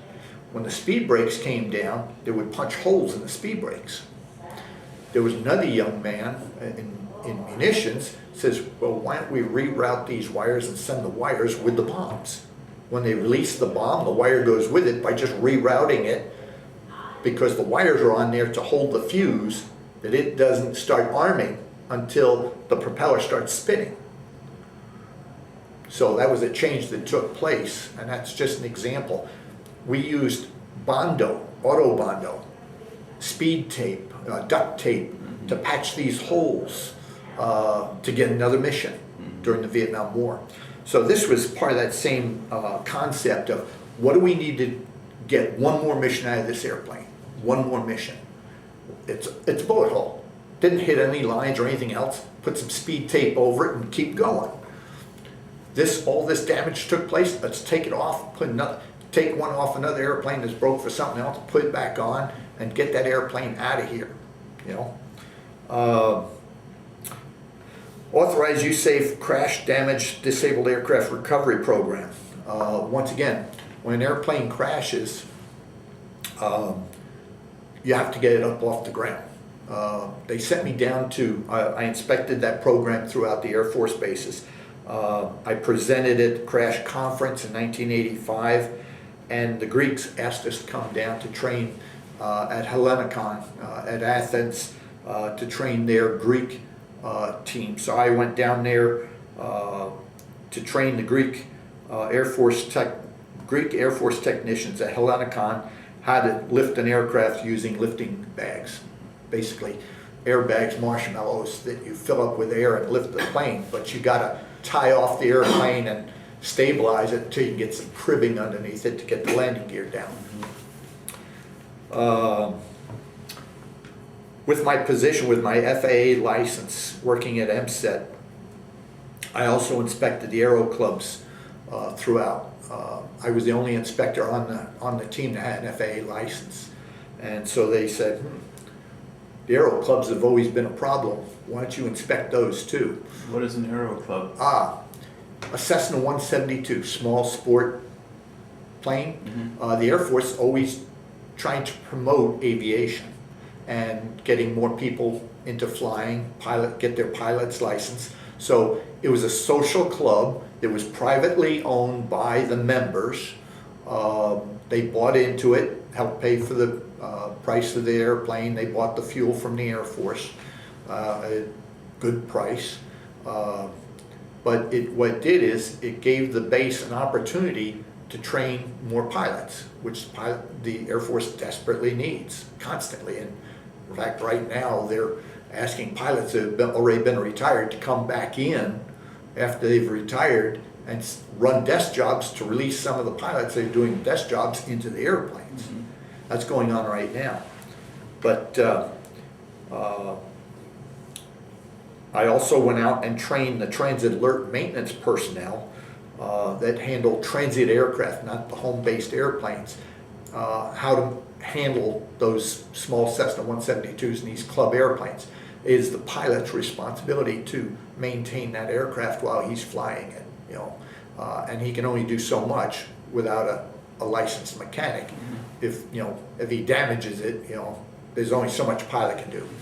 But for transit reasons, the pilot can do turnaround inspections and such, refueling and change spark plugs and such. Pretty much user maintenance. I was awarded the DCS Logistics Outstanding Productivity Contributing Airman of the Year in 1986 from Headquarters USAFE. I added ground launch cruise missile maintenance support to the mix of guidance and inspections. When we took on the cruise missile in Europe, once again, the Cold War was real. And that's what all this inspection and all this training was all about. There had been shots fired, but literally no shots. No, World War III didn't start over there. The Cold War never had an armed conflict. Right. There was some issues across the wire, but some of those were accidental. So we added the ground launch cruise missile. Well, they added us to inspect those. Received accolades from USAFE Chief, Deputy Chief of Staff, DCS Logistics, as Senior Judge for Surefire 87, Integrated Combat Turnaround Competition. Just like Lodios 85 and 87, we did another one, different name, same concept. With newer, some of the things that came out of that, we applied here. We did hot pit refueling. We never shut down the engine. You kept the engines running, you refueled the airplane, loaded the airplane and turned it around and sent it off again. Once again, under the stopwatch. MSET resident expert in aircraft battle damage repair. Okay, I went out, trained units. I think I said that once already. Attended Senior NCO Academy. I got to go to Maxwell Air Force Base and attend in-house academy training, which is considerably different than the course, because you're getting the most current intel briefings and the bigger picture, which they can't put into a book. How we doing? Doing pretty well, keep going. All right. May of it, 1987, assigned, okay, working at headquarters, okay? You get to know some people, okay? One, I had to find my own replacement. That's one of the things. And I took a guy who is aircraft battle damage repair expert out in the field. He was doing a great job, and he was my recommendation to replace me. So each inspector has to find their own replacement because they're out in the field looking at all these people. Who is your recommendation? Who should we put in here to replace you? So I had him replace me. So working at headquarters, you know the guy at personnel. I wanted to stay in Europe. I was enjoying myself. I wanted to go back to Sembach and work the A-10s now. The OV-10s had left Sembach and the A-10s were in there. So I got reassigned May 1987 to Det 1 A1st Tech Fighter Wing, Sembach Air Base, as Chief Enlisted Manager, Superintendent for the A-10 aircraft. This is the 81st Tech Fighter Wing is located in Bentwaters, Germany, in England. And we were a forward operating location in Germany, once again, for that forward operating location, for that folder gap issue. At this unit, we worked with helicopter units that were up there at the front line, and we would do training exercises with them, where we would come in, make a strafing attack on the tanks, turn, the helicopters would pop up, protect our rear, shoot at some more tanks and keep their heads down. Meanwhile, they would drop down, another one would come in, so they were getting constant fire. And that's called pop-ups. That's just to give you an idea. We actually went up and trained with a Black Horse outfit, and I'm an honorary member of an Army Black Horse outfit that was at the Folder Gap. We trained with them. We supplied forward air controllers with them that worked with them, part of our own team at the 81st. I went up and flew mission with them. That's where I got my certificate of working the wall. And it was a nice experience. We got to, well, I'll get into some of that other stuff. We coordinated aircraft for, I identified training issues. So I coordinated to get us one aircraft, because the airplane stayed in England, and they would come in, do battle, and then go back to England. And we housed them, we supported them, made sure that everything worked for them. I was responsible for, in the bigger picture of a full-blown war exercise, I was responsible for 350 people, 18 airplanes, and all the facilities, supplies, everything. And when they arrived, they were under my control. Because we were the frontline foot. So I coordinated to get an airplane for a whole week and we trained all of our people where it would have taken, in 1 week, we got them all up to speed, wherein if we had just tried to do it independently, it'd take us 90 days. So I talked them out of an airplane for a week that would sit on the ground for us to train with. Nobody had ever thought of that. It was always piecemeal. Well, can we get an airplane for an hour type thing? No, I built a training program, brought in an airplane, and we trained. And we got our people totally up to speed. Resolve personal misunderstandings of mission requirements by taxing them to, know your enemy. There's a facility in Germany at that time that was used for commanders and NATO personnel to understand the threat on the other side. We had, well, I'm trying to think now if I can talk about some of this. Yeah, I'm pretty sure I can. We had a MiG-21 and a MiG-25 in a building, and we had all the briefings on Spetsnaz, the Green Beret forces of the Russian army, the spy guys. We were briefed on their tactics. So I took all of my people down to this facility because I knew about it because I worked at headquarters. And so in doing that, they had a better understanding of what their job really was about. Giving them a look at the bigger picture to understand how they fit in to this important mission that they were being done. And they got to take panels off and look at inside the airplane and everything else. So it was a real morale builder. How we doing on time? Well, this tape has about 6 minutes left. All right, I'll try to end this tape. I went back to the States. We were getting ready to do a NATO TAC eval with a reserve units coming in along with active duty out of Bentwars, England, coming to our location and being inspected by NATO forces evaluation team. First time it's ever been done. I went back to the States and worked with the reserve unit there and showed them all the holes and how they were training, because they would have a flight line, straight line airplanes, and they'd say, well, in between each of these ropes is a hardened aircraft shelter. And they're talking between the ropes. Well, you can't do that in the real world. And I gave the guy that was the kingpin holding everything together, I gave him a heart attack and everything fell apart. It stopped. Once I killed him, and I didn't kill him, he just had a heart attack. Everything fell apart and the light bulb turned on.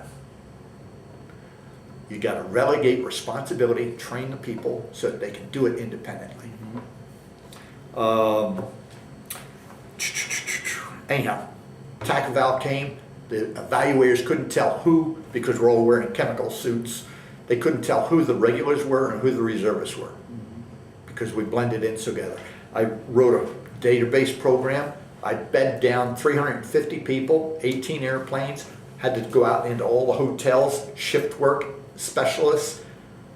I had all that done, built into a computer program before they arrived. They walked in the door. I gave the supervisors their lists of their personnel, the shifts. They had already told me who they wanted on what shift. I just put it into a database and then got them their transportation, hotels, everything for their bed down. 81st Tech Fighter Wing. I was NCO of the quarter, NCO of the year for 1989, NCO of the quarter 1990, NCO of the year 1990. 2 years straight in a row, NCO of the year for a wing with 3 detachments and a real mission. Air Force, during Desert Storm, you are going to go through another tape. That's okay. All right. Do you want to switch over before I go? No, we got, no, Okay. I'll just keep track of it. All right. I was trying to finish this and then, oops, I see what. Yeah. I was wondering about that, so. Yeah. Okay, Desert Storm. I speak Arabic. I wanted to go down to Desert Storm. We went down to KKMC, King Khalili Military Center, southwestern side of Saudi Arabia. That's where the A-10s went. When we sent, now remember, I'm in the detachment, the 1st Tech Fighter Wings up in Bentwars, England. When we got notified that we needed to set up a forward operating location in the sandbox, it's easier just to say sandbox because there's a lot of places. We took and taped down, now we had, for all the people that came into our debt as a forward operating location, we had pre-assigned desks and tables and equipment, everything that they needed to walk in and be comfortable, okay? I've got a desk, open up my drawer, there's some paperwork I need to fill out, boom, boom, boom, pencils, garbage can, everything that they needed in place, okay? So we were directed to palletize all that stuff and ship it down to the sandbox. Sandbox being a general reference to the Arabian Peninsula? Yep. They went to KKMC, okay? When we did that, they actually set up tents that were directly related to where our buildings were. The guys had trained there. They set up, I wasn't allowed to go, they set up a duplicate of our unit with tents, even distance-wise, so that, one, they knew how long it took to get from point A to point B, they knew where they were going. Everything was in relationship that they had already trained in. But instead, they were operating in tents instead of buildings. So that's how they were able to create that same environment where they were already familiar and it wouldn't take any time at all for them to feel right at home. Okay, I'm comfortable, I know where to go. Okay, I gotta go get this, I know exactly where to go. You know, it looks a little different, but I know where it is. It's right over there. If I go out this tent, go around over there, that's where it's gonna be. So that was the benefit of training and preparing. And that's why we had units come and train with us, so that when they arrived for the real war, they were already familiar with our facilities. There was no learning curve. All they had to do is put the shoes back on. I wanted to get down to the sandbox, but they wouldn't let me. They said, if we send you down there, who's going to make sure that we get the stuff that we need from up here? So I understood my mission was to make sure that they had everything that they needed to do their job down there. So we shipped everything out. The war is, the Desert Shield is escalating. I get a call from my squadron commander. He says, on Saturday morning, there's a meeting at the base commander's office. I need you to go because I'm obligated to do something else. Here is where we pause. All right. It's an interesting story. So you're summoned to a meeting. Desert Storm. The commander asked me to come to a meeting that he couldn't attend at 6 o'clock, or yeah, it was about 6 o'clock in the morning, I think it was. I go in, and you know, there's the base commander and the commander in charge of supply, and just all the division heads. I'm the only enlisted guy in the room, but they all knew me, knew my capability. We were just a detachment at that base, Sembach Air Base. And so these Navy guys walk in and said, hi, we're here, our airplane's gonna be arriving, I don't know, I think it was about noon, and we needed to do some coordination.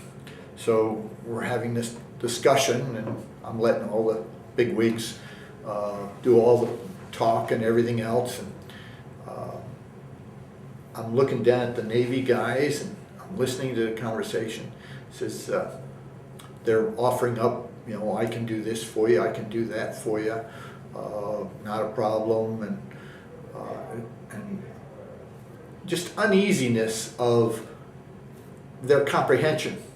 And I asked the Navy guy, I need to ask a question. He says, because the C-130s, we had some intelligence airplanes there, the linguists on board type airplane. That they were going to let them use their facility there. And, I said, this isn't just an RON. You're here for the duration. He said, yeah, absolutely. Everybody goes, oh, well, I can't do that. I can't do this. I've got other things I've got to do. I said, I can take care of you. I've got an empty facility. It's got an intel. It's got maintenance control. It's got all your other, facilities that you need. These are C9. Well, I call them C9s. Navy has another term for them, but it's a DC-9 aircraft with a Navy name on it. With one of the DC-9s and a C-141, they could move an entire unit from Germany down to the sandbox, wherever they were, dropping them off, okay? That's why I say sandbox, because the rest of the missions are wherever they're going. And so the C-130 guys says, oh, no, for one night I could handle you, but I can't handle you for duration. We're going to be flying missions out of here. Well, I said, okay, I've got all these facilities. Why don't you come on down, take a look at them. Let me call my commander because he needs to make the final decision. And I know that we can do this. And so I pick up the phone and I call him. He says, hey, Navy guys are here. They're going to stay here. I'm offering up our facilities. He says, hell yeah. They're not being used. And so we were on the same wavelength. And I said, well, I'm going to get these guys bedded down.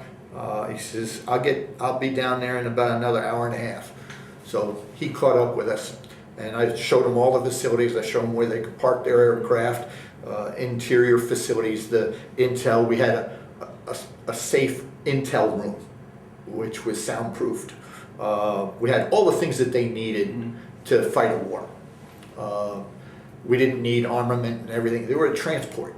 So all the rest of the facilities was a non-issue. So we got them all set up. And the commander came, and everything was good. So commander's with us, and we're back down at the meeting airplanes at this point. It's noon, and the airplanes are arriving, and we've got buses lined up, take them to Chow Hall, and the base commander had his people get extra beds at a supply. And they doubled up the bunks in the existing rooms that were available. So they said 2 guys to a room. There were 4 guys, bathroom, 4 guys. And they were prepared for that. That was part of the war readiness plan. So they just pressed the button and said, make it happen. And I'll tell you what, I gotta give them credit. On Saturday, they mustered up enough people to get all those beds assembled. By 2 o'clock, 3 o'clock in the afternoon, they had all the beds assembled for them. We had them moved into anyhow, it's noon, the airplanes are arriving. We're getting everything, people distributed and everything else. Give the supervisors a quick tour of the facility, and I turn them, we're getting ready to, we're still showing them around. And the Navy guys say, well, we've got to go, we've got another mission. He says, Commander, can we have this guy? He says, whatever you want, take him. He said, we've got to do the same thing at Bitburg Air Base. I said, perfect. I inspected that base for years. I know it like the back of my hand. I know probably 3/4 of the people that you're going to meet with. Well, we've got a meeting with them at 6 o'clock. And I said, we got time to get there. And I ran home, grabbed a overnight bag, and we were on our way to Bitburg, and we did the same thing up there. Sat down with the base commander at their 6 o'clock meeting, and they were arriving at midnight. Same time, you know, they had their schedule, the time frames, how long it was going to take. I'm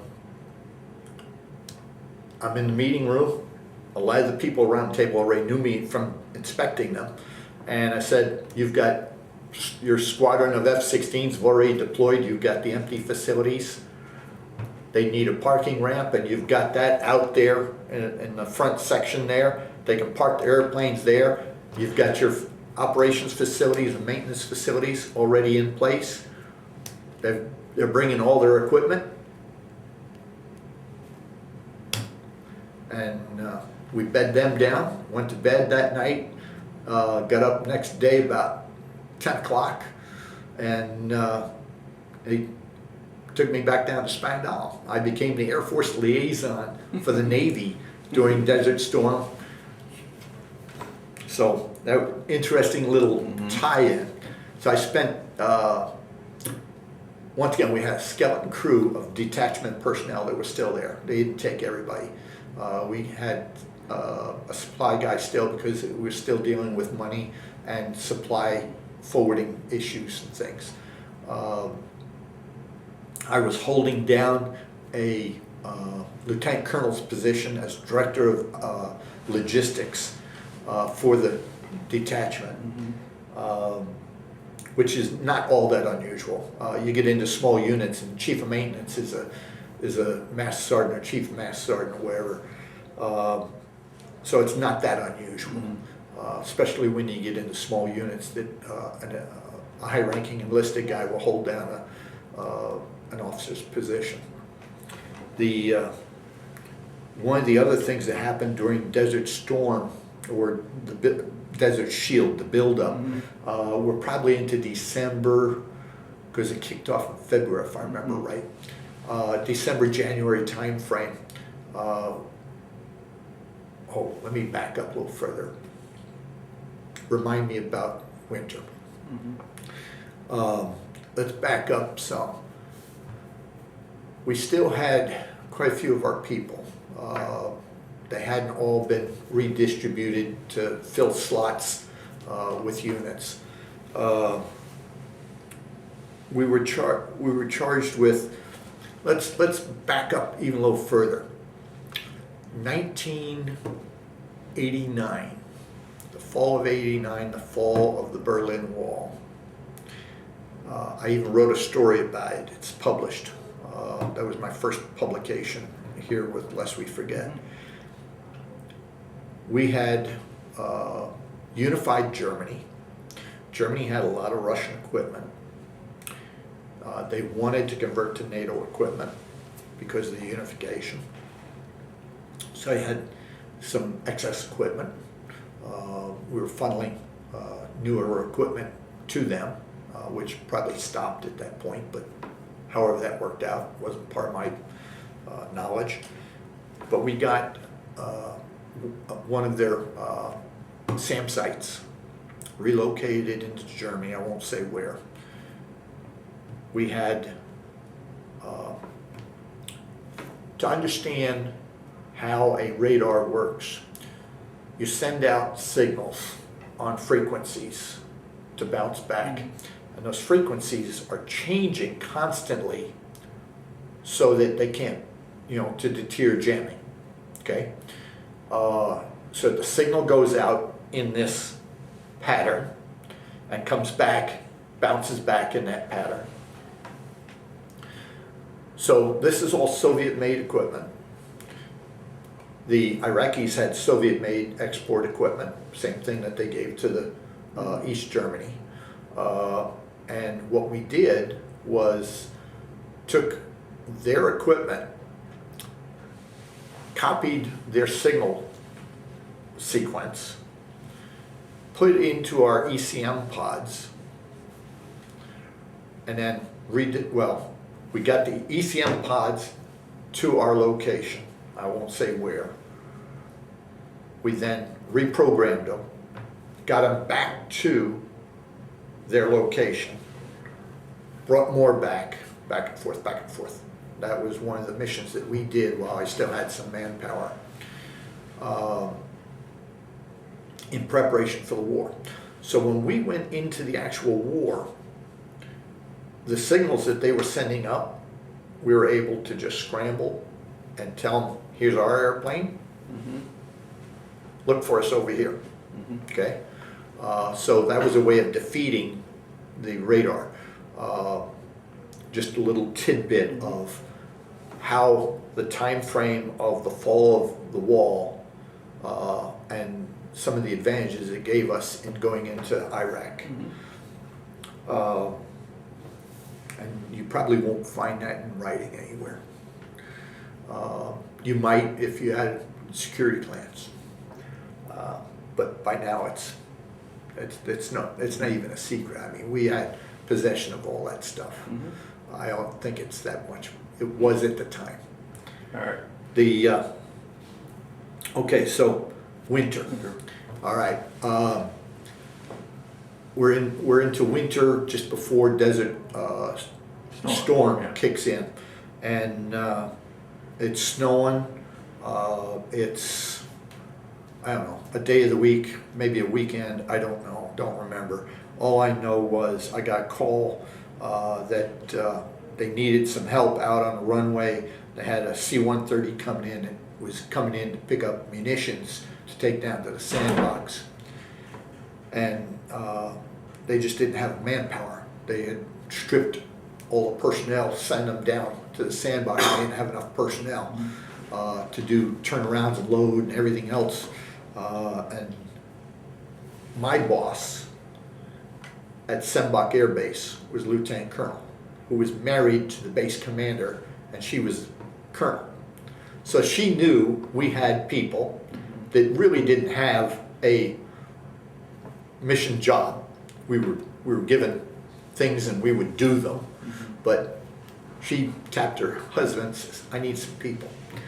And he made the call, and we rounded up the people, and we went out there and we got the C-130 on the ground. Civil engineers plowed the runway just prior to him landing. And he pulled off and parked on the end of the taxiway. We got the front end, the forklifts and the bombs transported.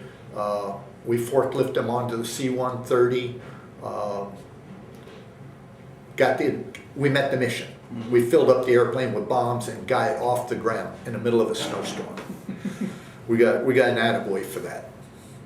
But the connection there was the base commander and the husband and wife.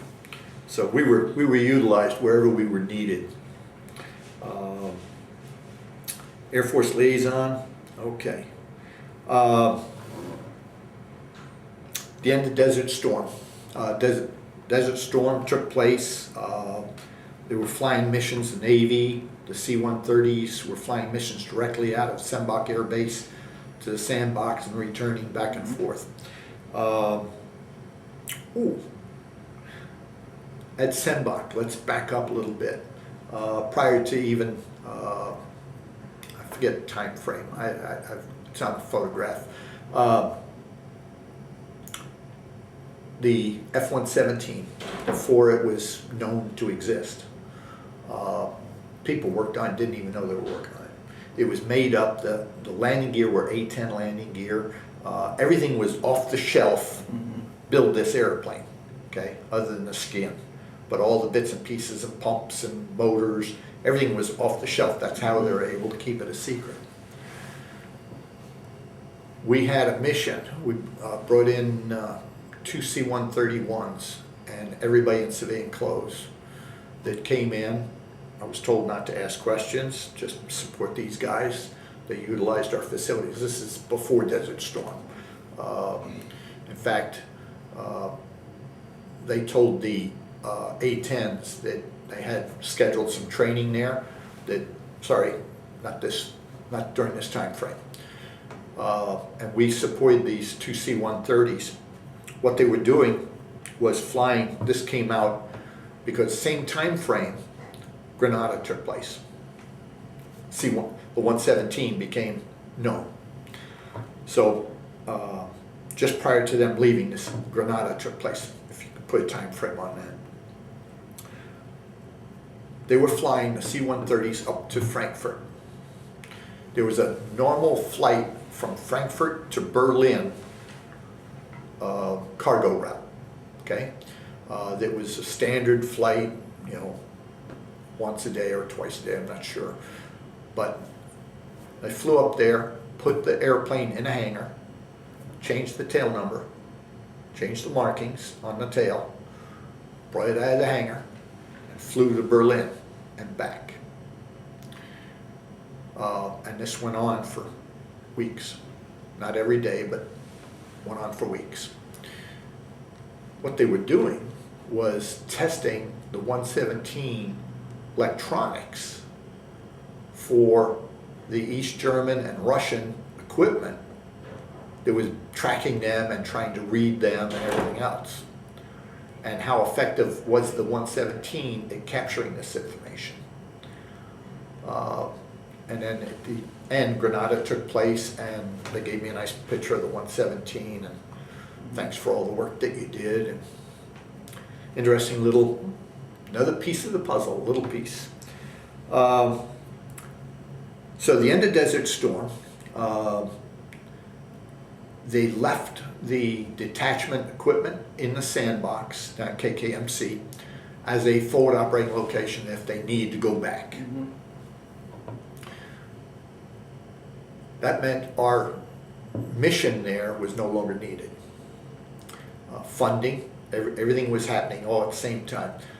They had overspent, funding issues, so we were told that the detachment was going to shut down and just be eliminated. No longer a need, the wall come down, we're not working the folder gap. Gee, where are we again? Mm-hmm. At the folder gap? So we packed up the squadron, shipped the last of the guys off to units or discharged them. Myself, I was told I was going to retire. Like it or not, it's money, it's nothing personal, goodbye. We spent all the money the Air Force had on the war. And this was a surprise, not planned. But my youngest son was graduating that summer, and we left like in August. So I had sent out resumes, got no replies. You know, the trash can. Mm-hmm. Oh, this guy's over in Europe. Trash can, trash. Never got one reply to airlines. I had my FAA license. I was applying to aircraft manufacturers, airlines, everybody. Nothing. So the light at the end of the tunnel was, okay, I'll use my GI Bill and go back to school, get my degree. So my son and I went off to Eastern Michigan University, where my daughter was there, and now I had 4 of us going to Eastern Michigan. My other son went in the Army, aviation end. So 4 of us going to Eastern Michigan University. And I went, studied for a degree in aviation business management. I wanted to be an airport manager. Okay, I did 4 years at Eastern, and I was the curve buster. I was a C student in high school, but I understood I was paying that instructor to teach me. We're sitting in a class of 300 students, my son and I, and I'm pointing out to the instructor that he misspoke about, I trained personnel on computers in the Air Force, but I had to take this class. It was a requirement to graduate. And so we're going through this basic computer class, and 300 in this auditorium. And the first exam, and I did a few times, corrected him, where he really screwed up, because he taught multiple classes. The first exam, I pointed out to him, I said, I'll bet you this question, this question, this question is most missed by your students. He said, yeah. I said, well, look at the way you wrote it. You're leading them to the wrong answer. Mm-hmm. You're asking them to put this answer down. And so at the end of the semester, after pointing out multiple corrections to his exams, he hired me to rewrite his exams for him. I passed the class with 113% with extra credit that I did. Got in Eastern, the same attitude of excelling. I was recognized. I got a certificate for outstanding, I'd have to look it up, outstanding student, you know, in computer science. Computer science top award. Anyhow, my attitude didn't change just because I got out of the Air Force. So I actually did 4 years. I didn't have to. I had, they took my 91 credits and knocked them down to 41. But I got my degree, and I didn't even, the last year I was there, I could have graduated, but I elected to stay on to work on my master's as an undergraduate price, computer information systems. And I did an internship at Detroit Metropolitan Airport. Finished school on a Friday with Detroit Metropolitan Airport, and I was the airport manager at Alpena on Monday. 30 years of experience, but I had that piece of paper. Mm-hmm. How important, I understood how important the piece of paper was. Honor Society, I was the curve buster in the class. My kids hated me. I was competition. And I did the Rodney Dangerfield. I had fun. And my kids are my college buddies. Went to Alpena. I spent 5 years up there, and I completely turned that airport around. Made some great improvements. The reason I got the job is Alpena is also a National Guard base, mm-hmm. and they needed somebody that spoke both military and civilian. So that was mm-hmm. my stick to get that job. The Air Force, we were doing a runway overlay, 7-inch non-bonded overlay of concrete, and it had military contribution, federal contribution, state contribution, and local contribution. The state could not handle the military one. Mm-hmm. So what they did is they hired me for the price I got paid was the state grant. Mm-hmm. But I managed the entire project, and at the end of the project I was 4 cents off. And I was beating myself to death when the accountant from the state says, don't even think about it, because you're dealing with 4 decimal points.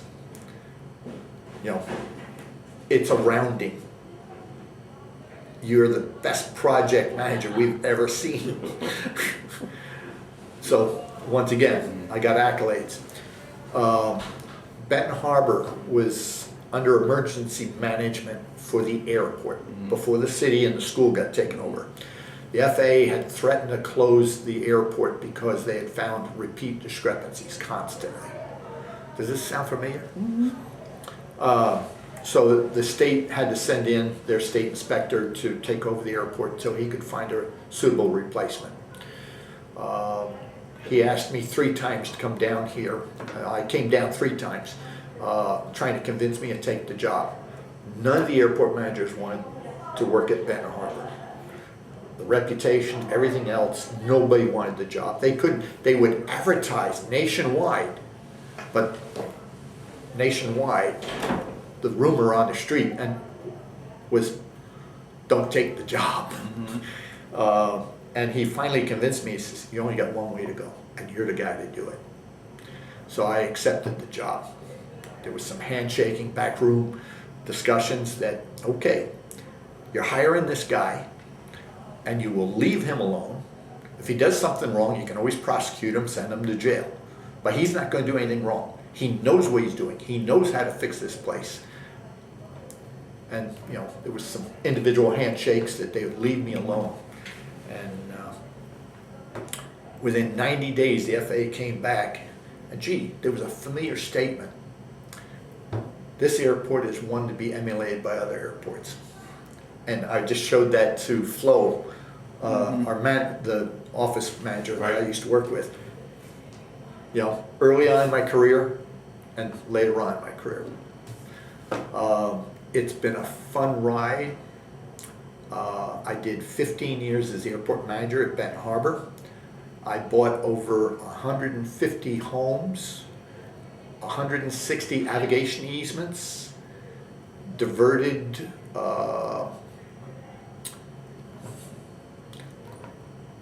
I rebuilt the airport.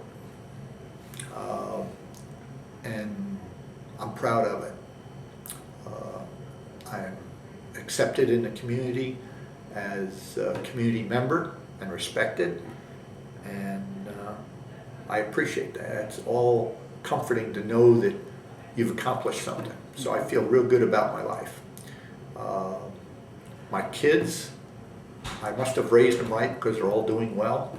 They all have that make it happen attitude, and I retired October 31, 1991 from the military, and I retired 2 years ago from airport management after doing 20 years.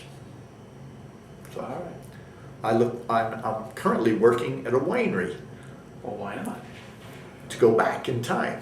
They sent me all over the world. Everywhere I went, I tasted the wines because I quit smoking and took up a glass of wine instead.